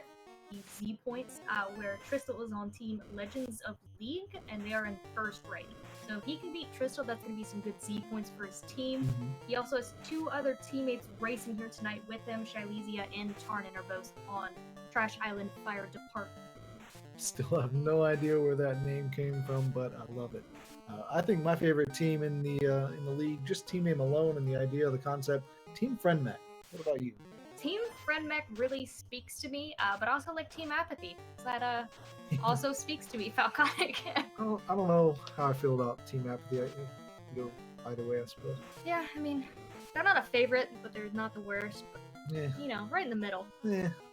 The Game Changers. Will Cleos is his favorite team. Saint Von Jester is a member of the Game Changers. He is off stream. Let's see if we can figure out where Saint Von Jester is at. Looks like the waterfall at the moment. Can be finding the loot. neongrey finds the dragon armor. Very, very welcome sight. The flame armor is not bad, but dragon armor is just a little bit better. And it looks like DemOnFrOg and Tristal, both of them fighting Carry 2 at the exact same time with the exact same party members alive. Just the Knight and the Red Wizard. Nuke going off from DemOnFrOg 101. 4 hits, 185. DemOnFrOg takes out Carry a split second before Tristal does. They are both onto the water floor now. As they're trekking on to see Kraken, we see Edge Figaro take down Tiamat 2. He's about to make his way to Chaos. He has life charges and he is getting up.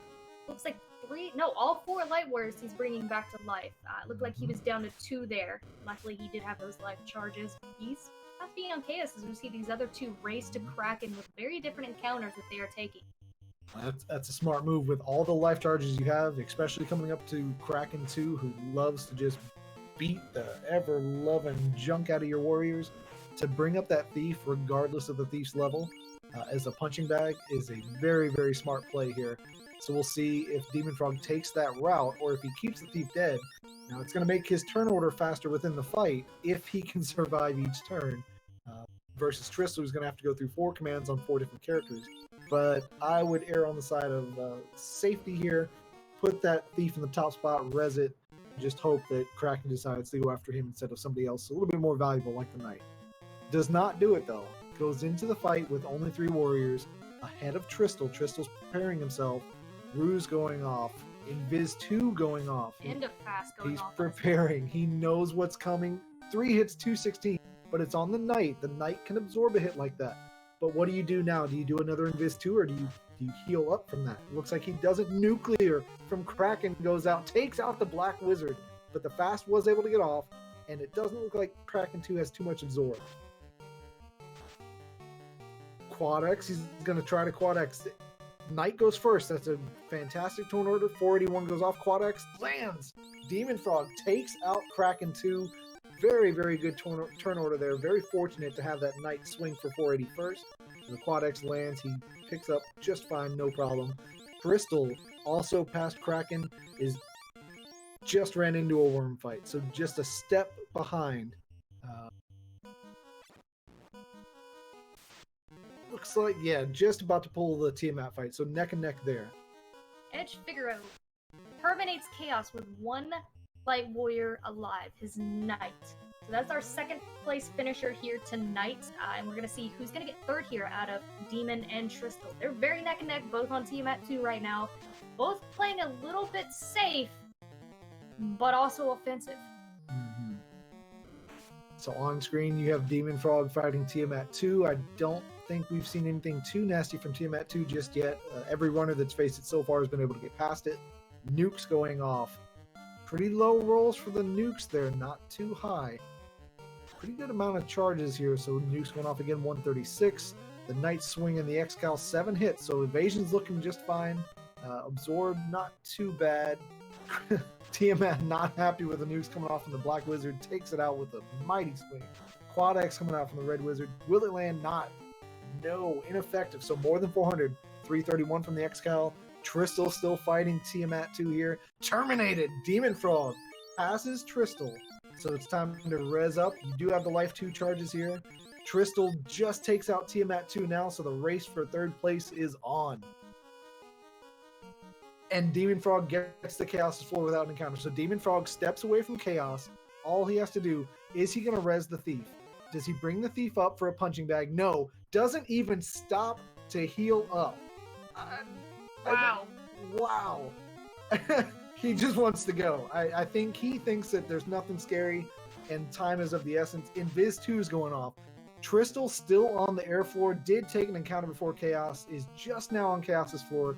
DemOnFrOg saved himself a good 20-30 seconds here, but is it going to cost him? Is it going to cost him? He wants this so badly, Will Cleosa says in chat. Ruse is going off. He's got the defenses in place now. He's got Invis 2s on his characters. The Knight is rused up. Now it's time to go. Temper. Throw all of your tempers. Throw every temper you have at the Knight. He's doing just that. Both tempers go off. Another great turn order, but Nuke! Nuke from Chaos takes out the Black Wizard. Oh, 2 characters down on one knee. Heal 2 going off, but Heal 2 is not going to do much. Another nuke or anything deadly from Chaos is going to put an end to it. But he doesn't! He swings for a massive 860 and takes out Chaos. DemOnFrOg showing no remorse whatsoever. No fear. Goes right up to Chaos. Doesn't even respect himself with putting out any kind of heals or cures. And just says, I'm taking third place. I don't care what you say. And does just that. DemOnFrOg did exactly what we thought he would do, Falconic. He delivered. He gave us a great Chaos showing. I couldn't have asked for a better showing there. The delivery man delivers. DemOnFrOg. Just no respect for Chaos whatsoever. Kicked down the door and said, you're coming with me. I'm putting an end to this right here, right now. Tristal right behind him takes 4th place. So Tristal a little bit more reserved, and rightfully so, because who doesn't respect Chaos? Who doesn't heal before Chaos? DemOnFrOg doesn't apparently. Fantastic finish here. We'll see if we can get DemOnFrOg into the booth here, so we can kind of pick his brain about that and figure out why he chose not to respect Chaos. Very, very well done. Neon Gray, while we were kind of bouncing around and excited about that Chaos kill, finds the power bomb. It was in greater than less than of Mirage, and looks like they are opting to run it out. They want to keep that. I'm surprised they don't have warp charges yet, Falconic. That's not a hard walk out of Mirage when you haven't made it all the way to Sky yet, but it's still not something that I want to do. But that is a great find, something you do want to keep. But it is going to take a little bit of time. Is that a DemOnFrOg that I see here in Discord? It is, it is. GG DemOnFrOg. Before we break down a little bit about what you saw in the early game, I have to go straight to it. Tell us about not respecting Chaos. What was that about? Go big or go home. This was my only chance to race this week. I saw that Fuchsia and Edge had finished up, so I knew the rest of the kind of the elite players must have been nipping on my heels, and it was just go, go, go. I didn't get a chance to see how your health was looking before the Chaos fight, but Mo and I were talking. We assumed you were going to do what everyone always does and just steps away. Maybe talk to Chaos twice and then go to your menu and heal up. You didn't do that. You just kicked down the door and said, "Nah, you're coming with me, Chaos. We're going to put an end to this right here, right now." And you did just that. So fantastic job. Let's just overall what you thought about the seed before we kind of break down a couple of the questions. The nightmares in Waterfall may be the most annoying monster that didn't actually kill me I've ever had to fight. And why do you say that? They max evade, unrunnable, and they had sleep and mute. Okay, so as deadly as that sounds, I'm sure this comes to no surprise to you, but it seemed that Marsh Cave was kind of the biggest hurdle for a lot of our runners in early. Talk about what you saw there and what you felt about that initial hurdle the game threw at you.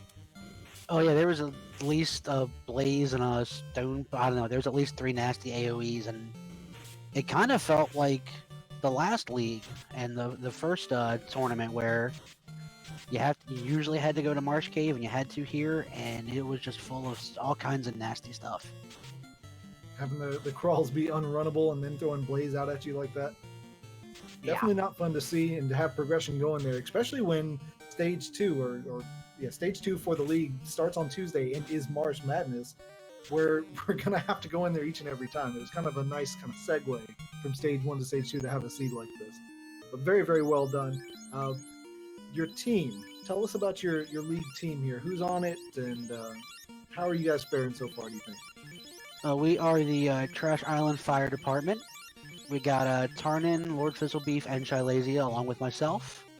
I think before this we were like 3rd in the standings, maybe 4th, like really knotted up pretty close to the top, and I'm hoping that my reasonable finish will kind of get us up a little bit higher. Mm-hmm. Yeah, I think a strong showing today will do just that. Yeah, you said this was your only time you had to race this week. What a score to put out there for your team. Top 3, not giving a heck what Chaos has to say about anything, and then not only facing the deadliness that was Marsh, but then going to sea and then facing those Wizzahags that weren't any nicer. Oh, yeah. The Wizzahags, you normally see that, like, oh, whatever, I'll throw a lit 3, and oh god, it hurts. And yeah, for a while there, you were only swinging the ice sword. How good did it feel to find that adamant and have something to actually swing?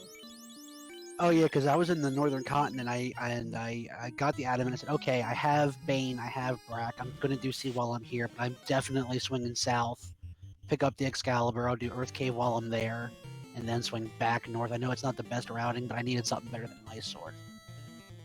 You definitely put Bane and Brack to good use. A couple of decent quad X's in there too, I feel like. You did. I think was it Bane on back-to-back Fiends. You did quad X on Kraken 2, was it? Yep, Kraken 2. A very, very good use of spells there. You were just steps away from finding the Vorpal, but it was in a chest that you missed.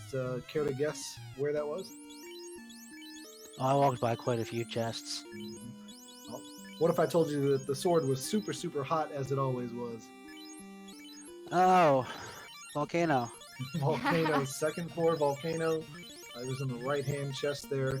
Neon Gray, who was also a featured runner here alongside you, did pick that up. Just found the defense sword as well in Sky 1. Power Bonk was in greater than less than room, so it looks like Mirage and Sky paying off very, very well. A lot of the runners chose to skip right past that. I think you were one of them who just went straight through, right? I did the right side because that's got, I think it's 6 chests. But after C, I said, all right, I got 1 ribbon, had the Excalibur, Dragon. I think I had Aegis at that point. Like, all right, this is just going to have to do. And the ribbon that I'm assuming Neon's going to pick up here soon. The second ribbon was just the icing on the cake. You got 2 ribbons, Excal, fast, good to go. Yeah, we saw you kind of fly right through Earth Cave, didn't bother checking any of the chests. Thought you'd do the validation chests in TOF, didn't even bother doing those.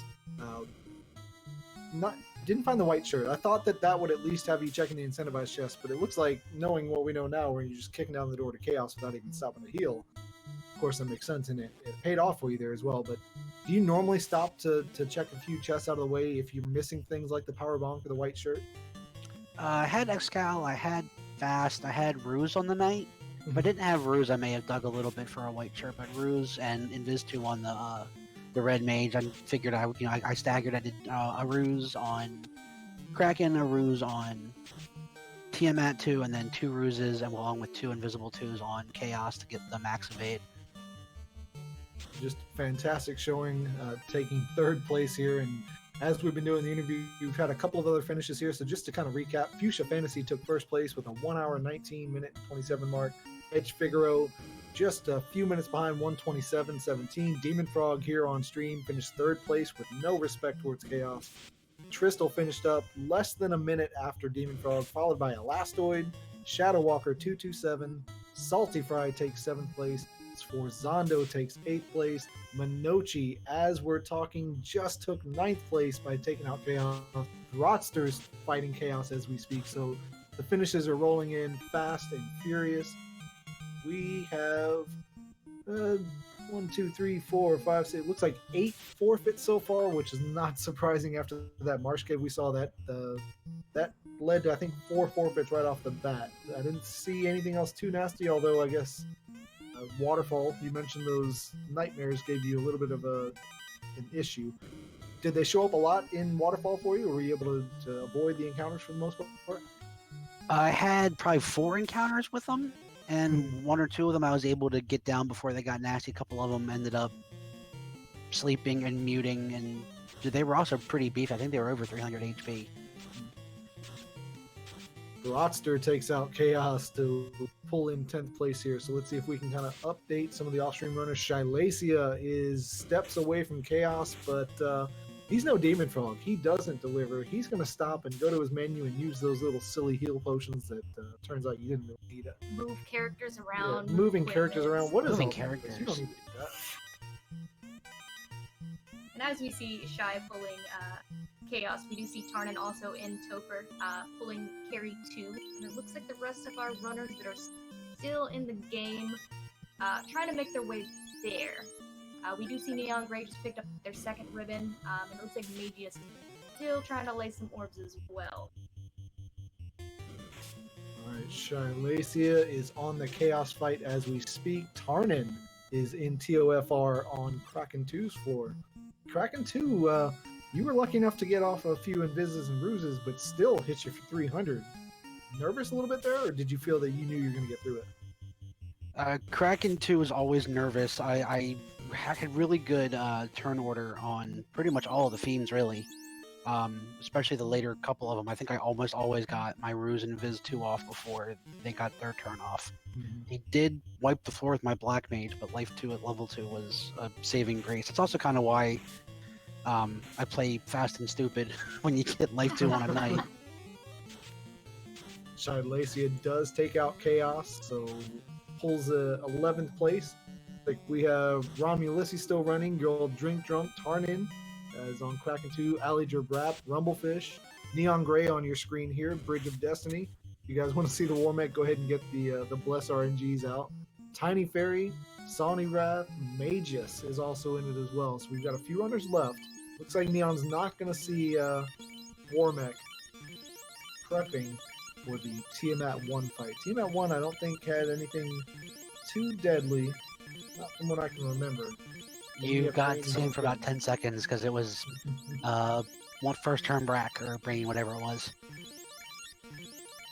Yeah, I think you landed Bane pretty early, so we didn't get a good chance to see on stream what Tiamat 1 had. But we'll find out here in just a moment. Neon Grey, I believe, has Brack as well. Did you ever pick up Brack? We were asking ourselves why you were doing Bane versus Brack.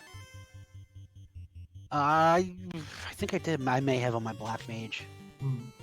Both of them level 1 spells here. Looks like Neon Grey is going right away for those Brack strats. Very, very good strategy against Tiamat 1. Very high chance of landing. Just like that. First turn Brack. What fiend. I don't think there ever was one. So Neon Grey, at the 1 hour, 41 minute mark, is lighting the air orb. They now have 2, and where do you go next? You've got Earth, and you've got Sea. They went ahead and got the Axios. They have talked to the Fairy and Gaia. So really either plays open right now, but they still do need to find out what robot is hiding, which of course we know is the Floops. I think they're going to go there first if they can get a key item, cross that off the list, and then, maybe punch Kraken a few times off.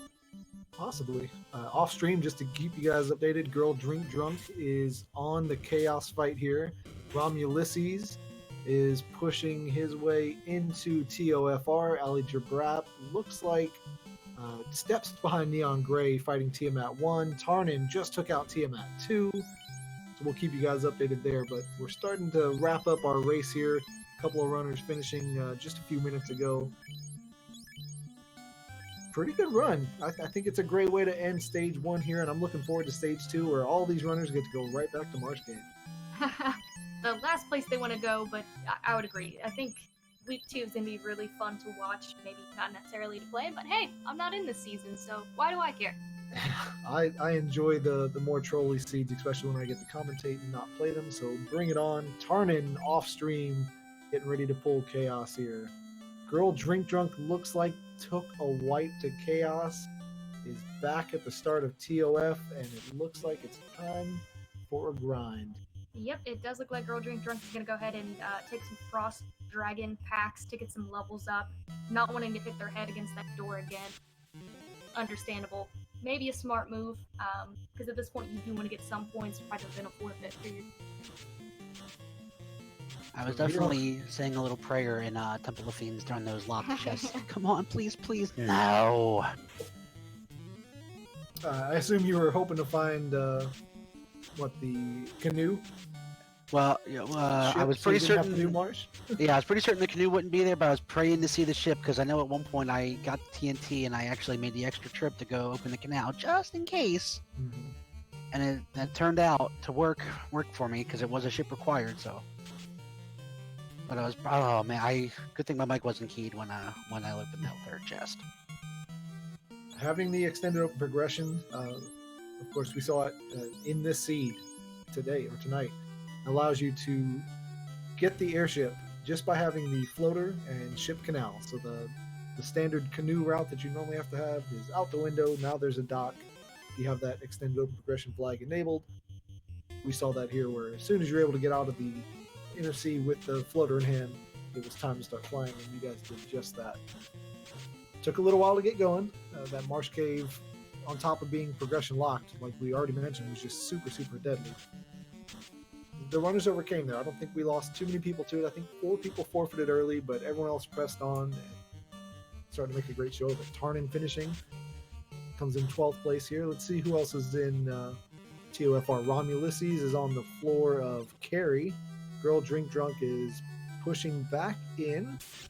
See if they're going through. Sonny Wrath is on Lich floors. So, potentially seeing some finishes here. Demon, what do you think about stage 1 overall? Kind of Swiss minus one, a little bit easier with the one incentive chest being the Corneria. It's a good start, kind of dip our toes in, and then kind of ramp up as we go, having the required march next week, and then getting to the point where it's just going to be an all-out show for the quests getting shuffled, and the last stage, everything being incentivized, everywhere being incentivized. It's a good way to dip our toe into the league. Is there a certain stage that you're looking forward to more than others? Maybe some of the team stages? Not really. I'm just taking it week by week.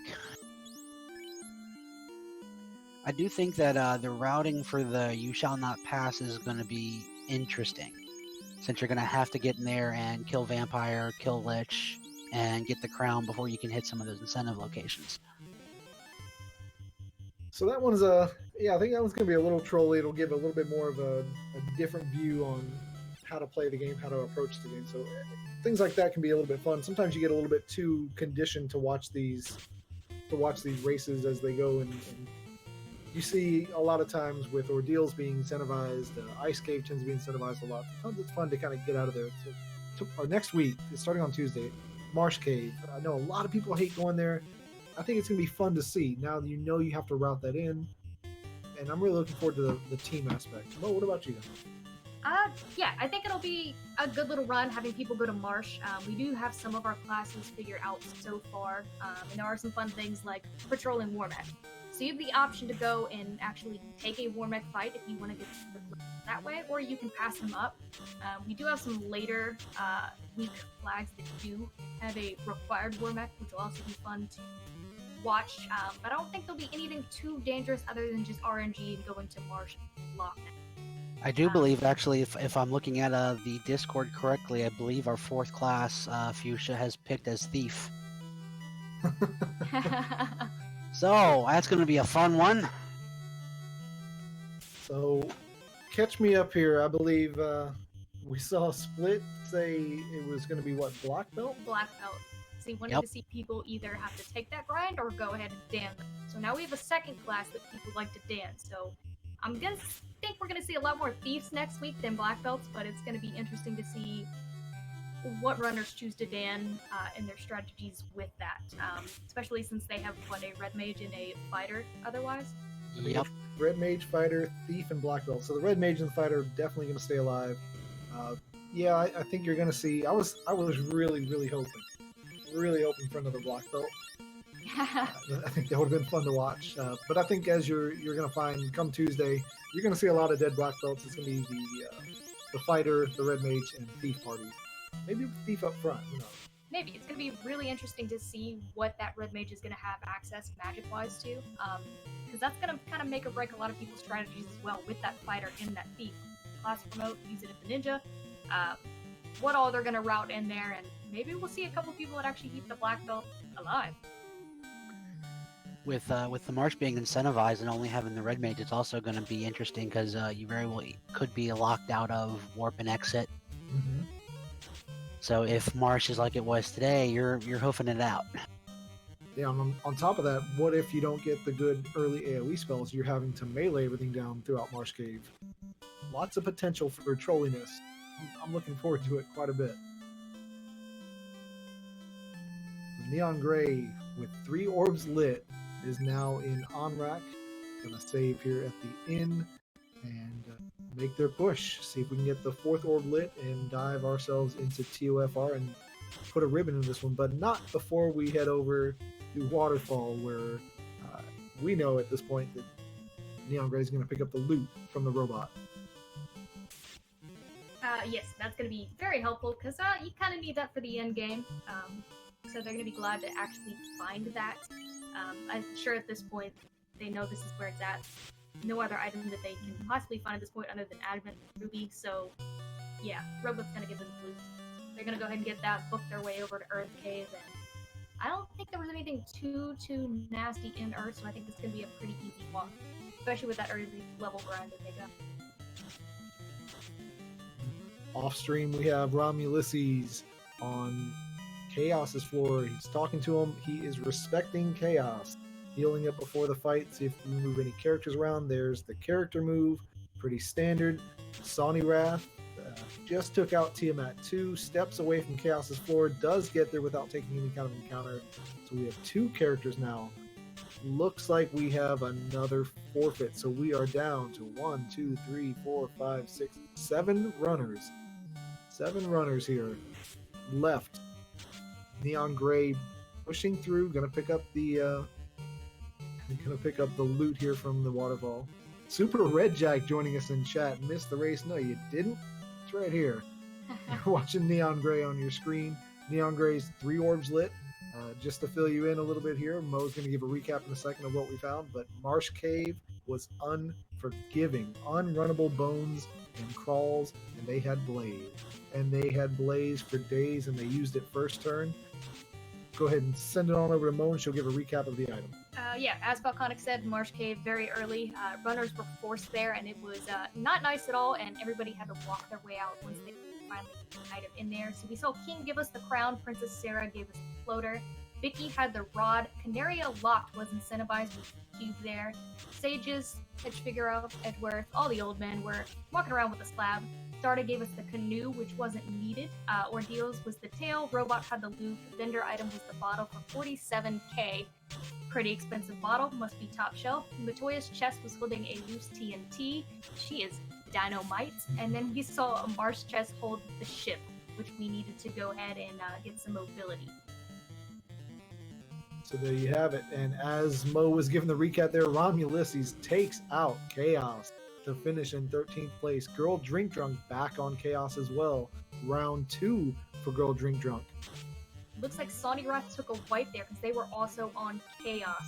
We see Sony Wrath making their way back through. Girl Drink Drunk trying to take down Chaos. And it looks like Rumblefish might be taking a grind spot in Tover. I can't tell where exactly he's at. Rumblefish is taking out Gas D's. I think it was just along the way. I don't think he's actually looking for him. He just took it because it was good XP. Neon Gray here on your screen makes their way to the robot room, but not before running into the nightmares, which DemOnFrOg, our 3rd place finisher here tonight, has already talked about. High evasion, unrunnable, I believe he said it was, and just not friendly. There's that sleep he was talking about. Yep. Unrunnable. Girl Drink Drunk does finally get revenge on Chaos. Finishes in 14th place with an SRL time of 1 hour, 52 minutes, and 20 seconds. So we are left to Tiny Fairy, Sony Wrath, Ali Jabrap, Rumblefish 82, and on your screen, Neon Gray. Shadow Walker 227 filling in chat. High Evade, Unrunnable, Sleep, Mute, Stun Touch, and Nuke. Oh, is that all? Nuke on the nightmares, and I'm wondering if Neon Gray isn't getting close to seeing that on their screen. I certainly hope not. they have a good amount of health, so it's not what you want to see, but it wouldn't be detrimental. But yeah, that's a nasty spell list, as if other things already weren't unkind, like the Wiz, the Hags, and Sea, everything in Marsh. I don't know what's going on here with these overworld encounter people, but they've been hitting the gym. They're a little bit strong, doggone it. They're well, I think they've been hitting the spell books because they've got all the nasty spells and skills. So Neon Gray picks up the loot, is now essentially in go mode, has all the items necessary, just needs to go into the Onrak dungeon, make their way down to the Sea Shrine. I would be very, very surprised at this point if we see a mermaid dip. Probably going to go left side and just take out Kraken to wrap this up. We will see. I know Neon Gray, I believe, is a fan of the mermaid, so it's possible just out of niceness they go down there just to say hey. Yeah, they may go pay him a visit. I mean, they're still missing the white shirt if they really wanted it. They did find the power bombs. They have 2 ribbons. They just did pick up the adamant, so if they wanted a different sword other than Vorpal, which I don't see being the case. They have the defense sword that they also found in, I believe it was Mirage, right where that power bomb was on a higher level. So they could go for a nice little visit, but I don't think it's warranted of it. I think I'd be going to just get my orb and then make my way to Topher. And that just goes to show why I prefer doing Mirage before Sea Shrine. And again, it's easy to say that in a seed like this where I'm correct with it, but to be able to pick up the power gauntlet and second ribbon, defense sword, things like that prepares you so much more for diving into Kraken, which even Kraken 1 is known to be a little bit of a hurdle early. So Neon Gray's going to be very, very well prepared for that. Yes. Usually the fiends in the first round that you see that are dangerous are going to be Tiamat and Kraken. Kraken usually being the one that's more unforgiving. If they've already taken out Tiamat, they have all this nice gear that they did find in Mirage on Tiamat. So yeah, I can't imagine this is going to be too much. We'll have to check and see. I thought Neon Gray had already done Earth, but it looks like perhaps the trackers are on their game tonight. We'll find out here in just a second. If Earth is the only one that's left, then we are far closer to seeing TOFR on Neon Gray's side than we were thinking. Earth is going to be a very, very quick check. I doubt we're going to see any chests whatsoever be checked. If Sea Shrine's already done, then we're ready to go. Stop in Melman, get yourself prepared, go in, and potentially, if we just straight pedal to the metal Earth, you could see it finished just shy, maybe a little over the 2-hour mark here. Yeah, we do see Neon go ahead and picking up those nukes and those timbers. Great pickup on multiple light warriors here. You definitely want as many timbers as you can. We did see DemOnFrOg throwing out timbers on his red mage and his black. Good play. Yeah, Demon, another thing I wanted to ask you about there, it seemed like you got very, very fortunate with your turn orders in TOFR. On the Kraken 2 fight, for one, when you threw out the Quad X, your Knight landed a big 480 hit swing just before that allowed the Quad X to land. And then on Chaos, you were able to get the fast and the tempers off before Chaos showed you a little spell called NUKE Nuke. How'd you like seeing that from Chaos? I mean, I hadn't really seen anything nasty anywhere else, so I mean, I really didn't know what to expect. I already took a swing at him, and it looked like he had low evade, low absorb. So at that point, it was just throw out. I think all I had was heal 2 and pray. I can't remember if it was Kraken 1 or Kraken 2. Which one of them had nuclear that you saw, Demon? I think it had Kraken 2. I think it was Kraken 2 that we saw there. So just to kind of update you guys here, Rumblefish82 is on Kraken 2 as we speak, the 1 hour 57-minute mark. Alliger Brap off stream is on Lich 2's floor. Looks like Tiny Fairy making their way through Volcano at the moment. Just picks up the Opal Bracelet. But Sani Wrath is the closest to Chaos, just about to pull Tiamat 2. Seconds away here. Neon Gray stocking up. What's in the armor shop that Neon Gray is here to find? Gold bracelets, maybe? Kuroka had gold bracelets, yeah, and then Melman was the pro rings. So yeah, we see Neon stocking up on magic and armor. We did also see them turn in the adamant for that X-Cal, put that on their knight, and then put the Vorpal on the red wizard. So there's a good chance we might see 2 light warriors getting tempered depending on their strats and how many people they have alive and how Temple is going to play out for Neon. Alright, so Ali Jabrat, member of Team Math, fighting off packs of green Medusas, gets the XP from it, takes a few steps, and runs into yet another pack of green Medusas. So XP for days for Ali Jabrat. Still on Lich 2's floor, though. Costing a little bit of time, but the XP is going to be worth it if it results in a few more levels before you have to take on some of the harder fiends. Quad X going off from Sani Wrath onto Tiamat does not land, has not done enough damage just yet. Neon Grey runs into the mad ponies that look like nightmares that were dangerous earlier, but escapes away. I gotta think that they're getting pretty close to being ready. I can't imagine you need too much more to go take out the Earth Cave. No, they picked up a lot of magic for that Red Wizard. I believe they got some on their Knight as well. I'd say they're going to still check some black magic shops, trying to figure out maybe where a spell was that they don't remember. They didn't buy anything from that first one, so I think it may just be a double check here. That Ruse, though, is a fantastic pickup, so definitely don't hate that decision to go back and get some of those spells, but I think it's time to go. I think you've got everything you need. Go ahead and make your way over towards that Earth Cave, light that 4th orb, and let's tackle TOFR. Go back 2,000 years in the past. Rumblefish82 off stream just stepped onto Chaos's floor, got past Tiamat 2. Sani Wrath, down to 2 characters, is fighting Tiamat 2 as well. Been here for a while. Quad X's have not landed yet, have not done enough damage. Tiny Fairy still in Volcano. Ali Jabrat finally on to carry 2 at the moment as we speak. Neon Grey looks like they are heading... They're flying. There we go. Flying over to the Earth Cave. And about to step in and hopefully light their 4th orb here soon. Looks like Sani went ahead and took another wipe there, figuring they're not going to do enough tick down to Tiamat with the Black Mage Black Wizard and Red Wizard they have. We see a reset there. Ali is making his way, and Rumble is still on Chaos.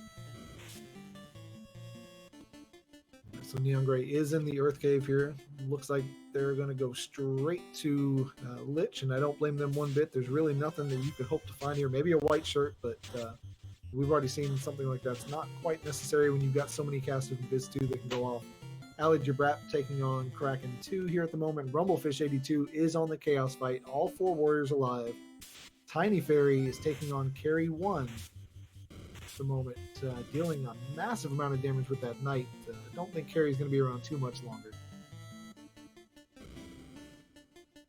Rumblefish playing more offensively right now, getting those timbers, getting those power gauntlets up. Looks like he did pick that up and is utilizing Chaos, not being too mean to him right now. We'll see how this plays out and there he goes, terminates Chaos. We do see Rumblefish get to the 15th place at an SRL time of 2 hours, 1 minute, and 30 seconds. GG Rumblefish gets it done just over the 2-hour mark here. And then there were 4. Neon Grey on your screen. Ali Jabrat just took out Kraken 2. Tiny Fairy lights the 2nd orb. I believe did kill Carry there. Hasn't updated their track yet on their stream, but I'm sure got through. And Sani Wrath back in TOFR, back onto Lich 2's floor here. So hopefully, 2nd time, 3rd time's the charm for them. Running into those green Medusas we saw earlier. Demon, if you're still there, was there anything else in Temple of Fiends Revisited that kind of gave you any kind of scare that led you to think that you might need a few more levels, or did you kind of fly right through?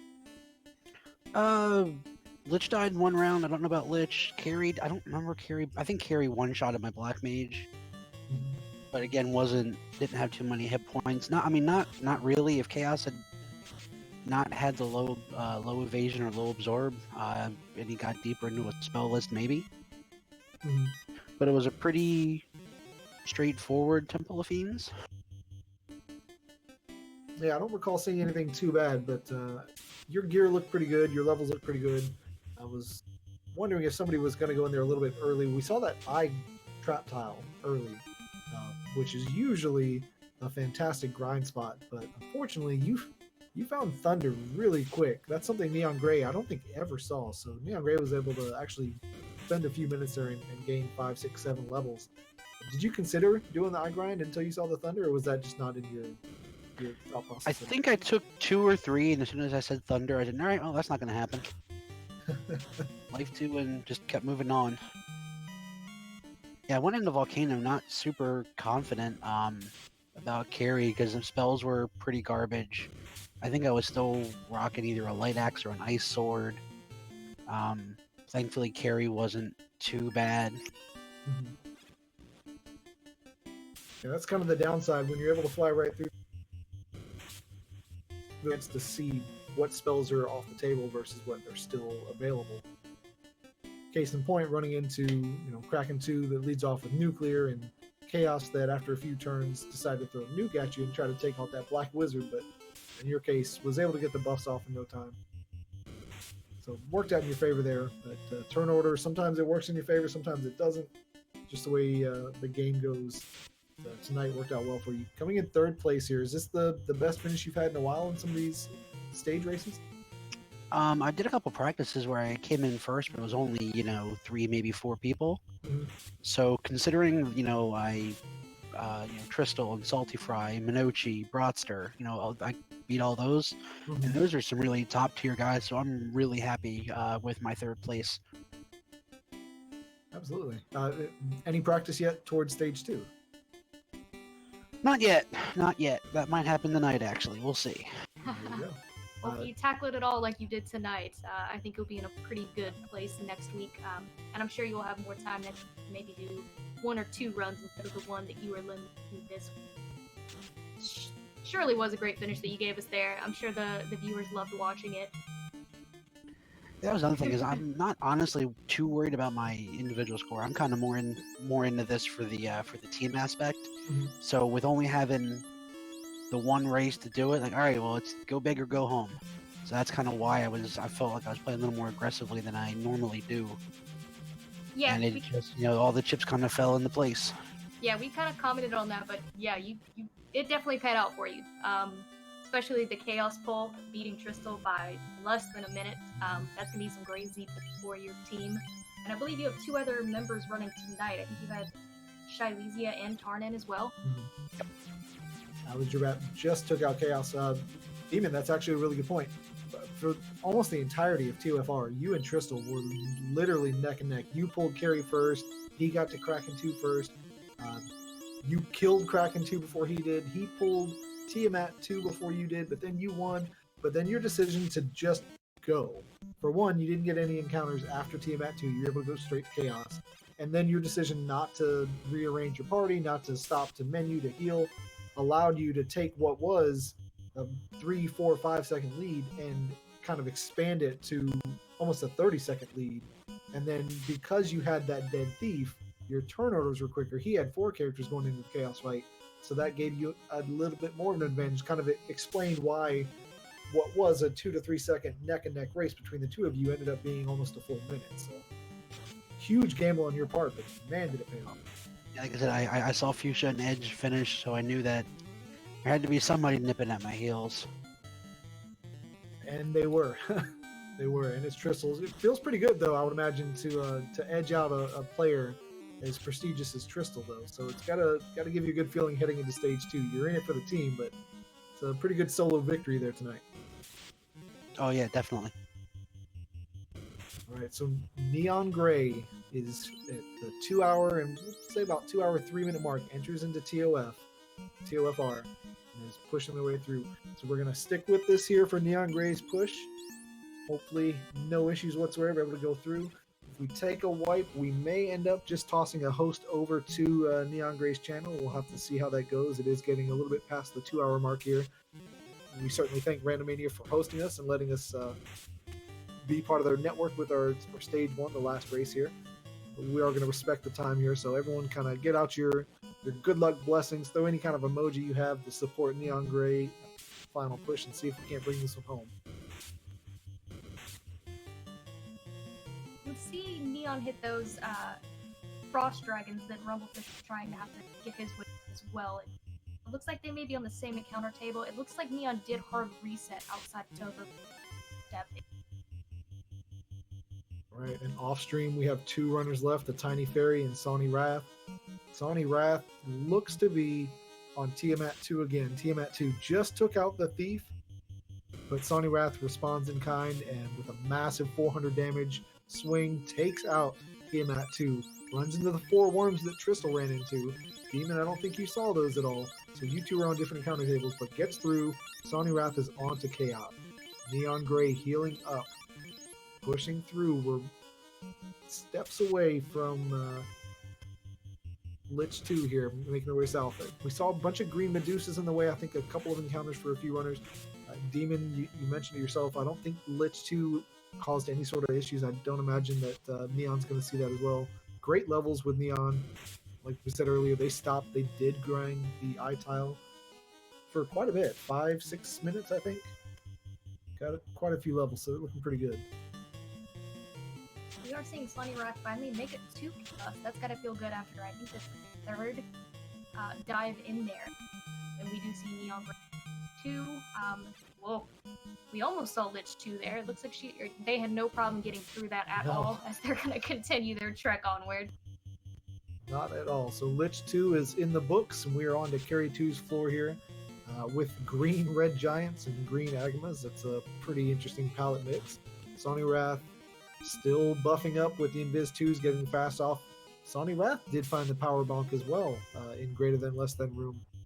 So we'll see if Neon Gray with the Vorpal in hand, with the power bonk, 2 ribbons, dragon armor, X-Cal. You gotta like the gear. I think the gear looked pretty good. So it's going to be turn order like Demon benefited from, and just whether or not you can get it done. Can you apply enough pressure to some of these fiends here? I don't know that I would go the route Demon did of not respecting chaos. I think the smart move is to stop and make sure you're ready and prepared for that. But I think that's the one I do try and play a little bit more safe on. Hey, it worked out for him, so we'll see if Neon can be just as gung-ho about it. But it does look like they did get that ninja some levels, so that's pretty good. And they do have 2 people. They have an X-Cow and a Vorpal swing, respectively, on the Knight and the Rebel. So that's definitely not going to hurt going into this either. Carry 2, here we go. We're doing melees with our 2 melee, and we're doing nuke with our 2 casters. So nuke goes off to Carry 2, 124 damage, not too high. 412 from the X-Cal is pretty high, though. And down goes Carry 2, so Neon Gray just methodically marching on. 1 fiend down, 2 fiends down. Now we're on to Cracking 2's floor. Sony Wrath wiped to chaos again, but is not deterred, pushing right back in. Tiny Fairy, 3rd runner still in the game, is in the Sea Shrine, opted not to check mermaids, went straight to the left, and is going to be knocking down Kraken Door here very, very shortly. Not having too much trouble at all in Temple of Fiends here. I think that extra gear check and the levels that they got are definitely paying out. Really making quick work of this. Time of entry to basically being on Kraken 2 is not much of a time gap there at all, even with the encounters taking we're running from, but getting encounters along the way. Yeah, haven't even been in TOFR for not even 10 minutes yet, and already about to pull Kraken 2, so really, really fast time here for Neon Gray. Here we go, Kraken 2 pull. We're going to lead off with melee again. We're going to do nukes.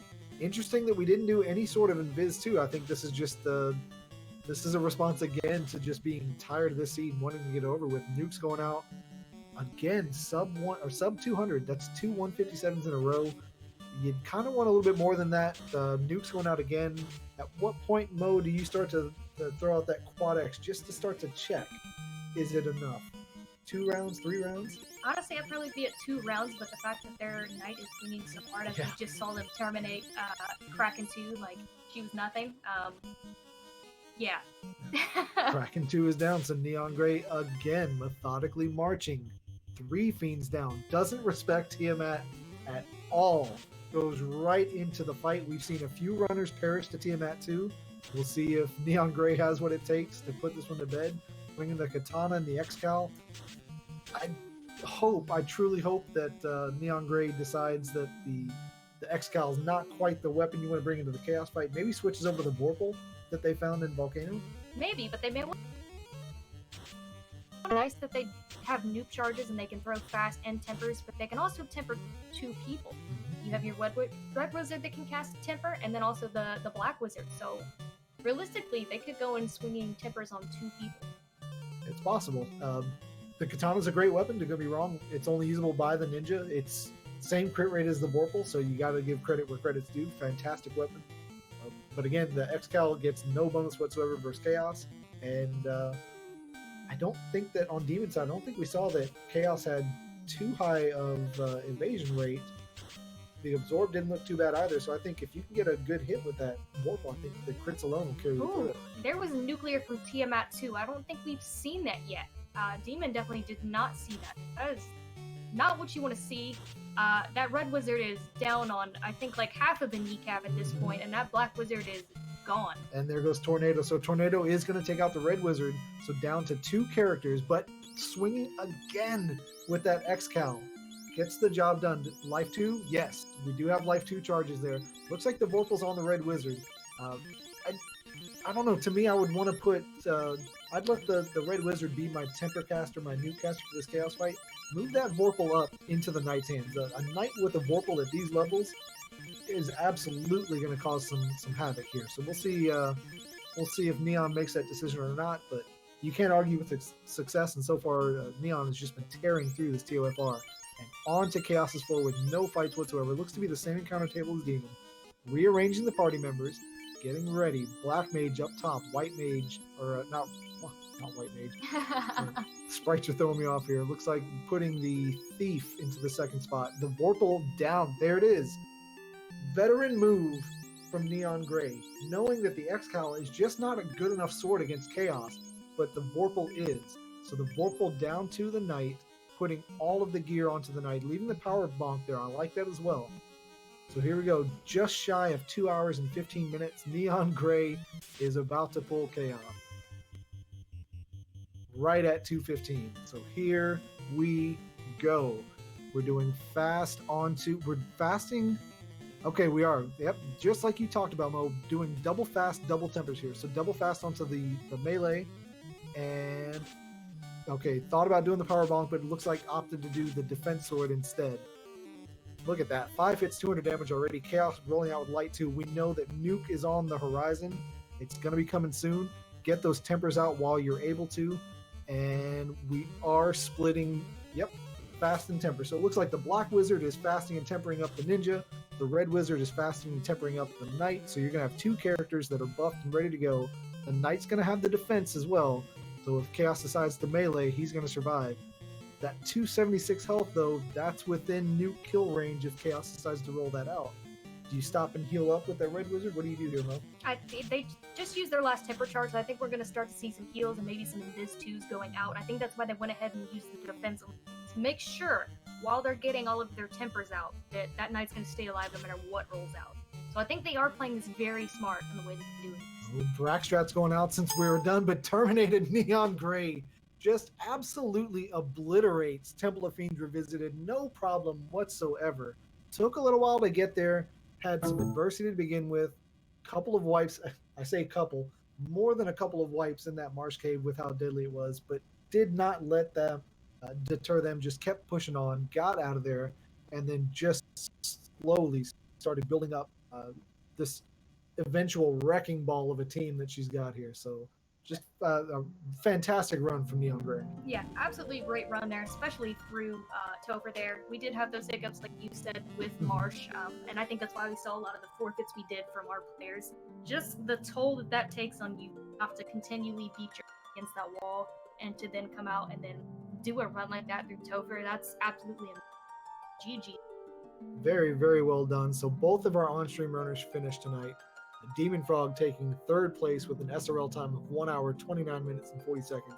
Neon Gray, adversity early, pushed through, had no problem whatsoever after the eye grind, got the levels up. They did just a fantastic job of managing their spells, their armors, their gears, and then just put on a clinic, I think, of how to get through TOFR, how to adjust from what you see, make sure you got the spells, took the time to go town by town to make sure that they had everything they needed, and it paid off. It did very, very well. Absolutely great gear change and character maneuvering, there at the end as well. Making sure that the tempers went out on the 2 swingers and you have them in your 3rd and 4th slot. Going ahead and getting that defense sword out on the Knight while you take the time to throw out tempers with your Red Wizard. I think played as well just in case Chaos came out. of the gate there with anything nasty. I think it was just very well played.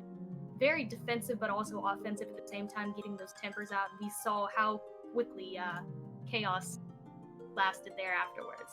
Absolutely great. Not very long at all. It looks like Neon Gray is about to join us here for an interview. And I believe that is a Neon Gray there. Neon Gray, if you're there, GG. Yes, thank you. That was certainly a thing.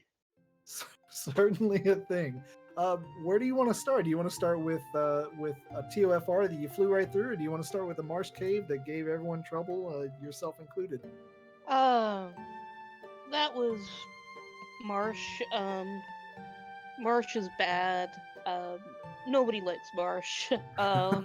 And that's why. That I knew.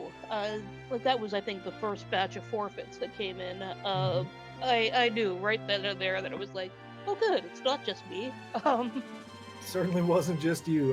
Tell us a little bit about what you saw. What made that marsh so particularly unfun? What all was in there?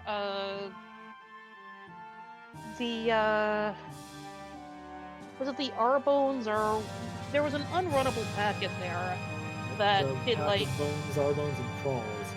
Yeah, that did like cremate, immediately followed up the next turn by blizzard. I can't talk today. And that was great. It really just wiping out a party. Now by that point, I think I actually had like a ribbon and like a piece of like an ice shield or something. Yep. Yeah. So ice shield and ribbon. So, but at that point, because they came right after one another, that just pretty much made sure that I lasted long enough to see both of them over and over and over again. Well, you did. You stumbled in Marsh like a lot of our runners did, but didn't let that deter you. Was able to push on, and then from there, everything just seemed to kind of to go right for you. You found that eye grind tile. You made good use of that. Was able to get a few levels and push on, and then from there, I don't think you really saw anything else too deadly. I think it was just getting past that Marsh cave and then just making sure that you were prepared for TOFR, and you did just that by getting all your spells and everything. Anything else that you saw that was deadly? Anything that kind of gave you a hiccup? Nothing really. There was that white lake volcano where I was like,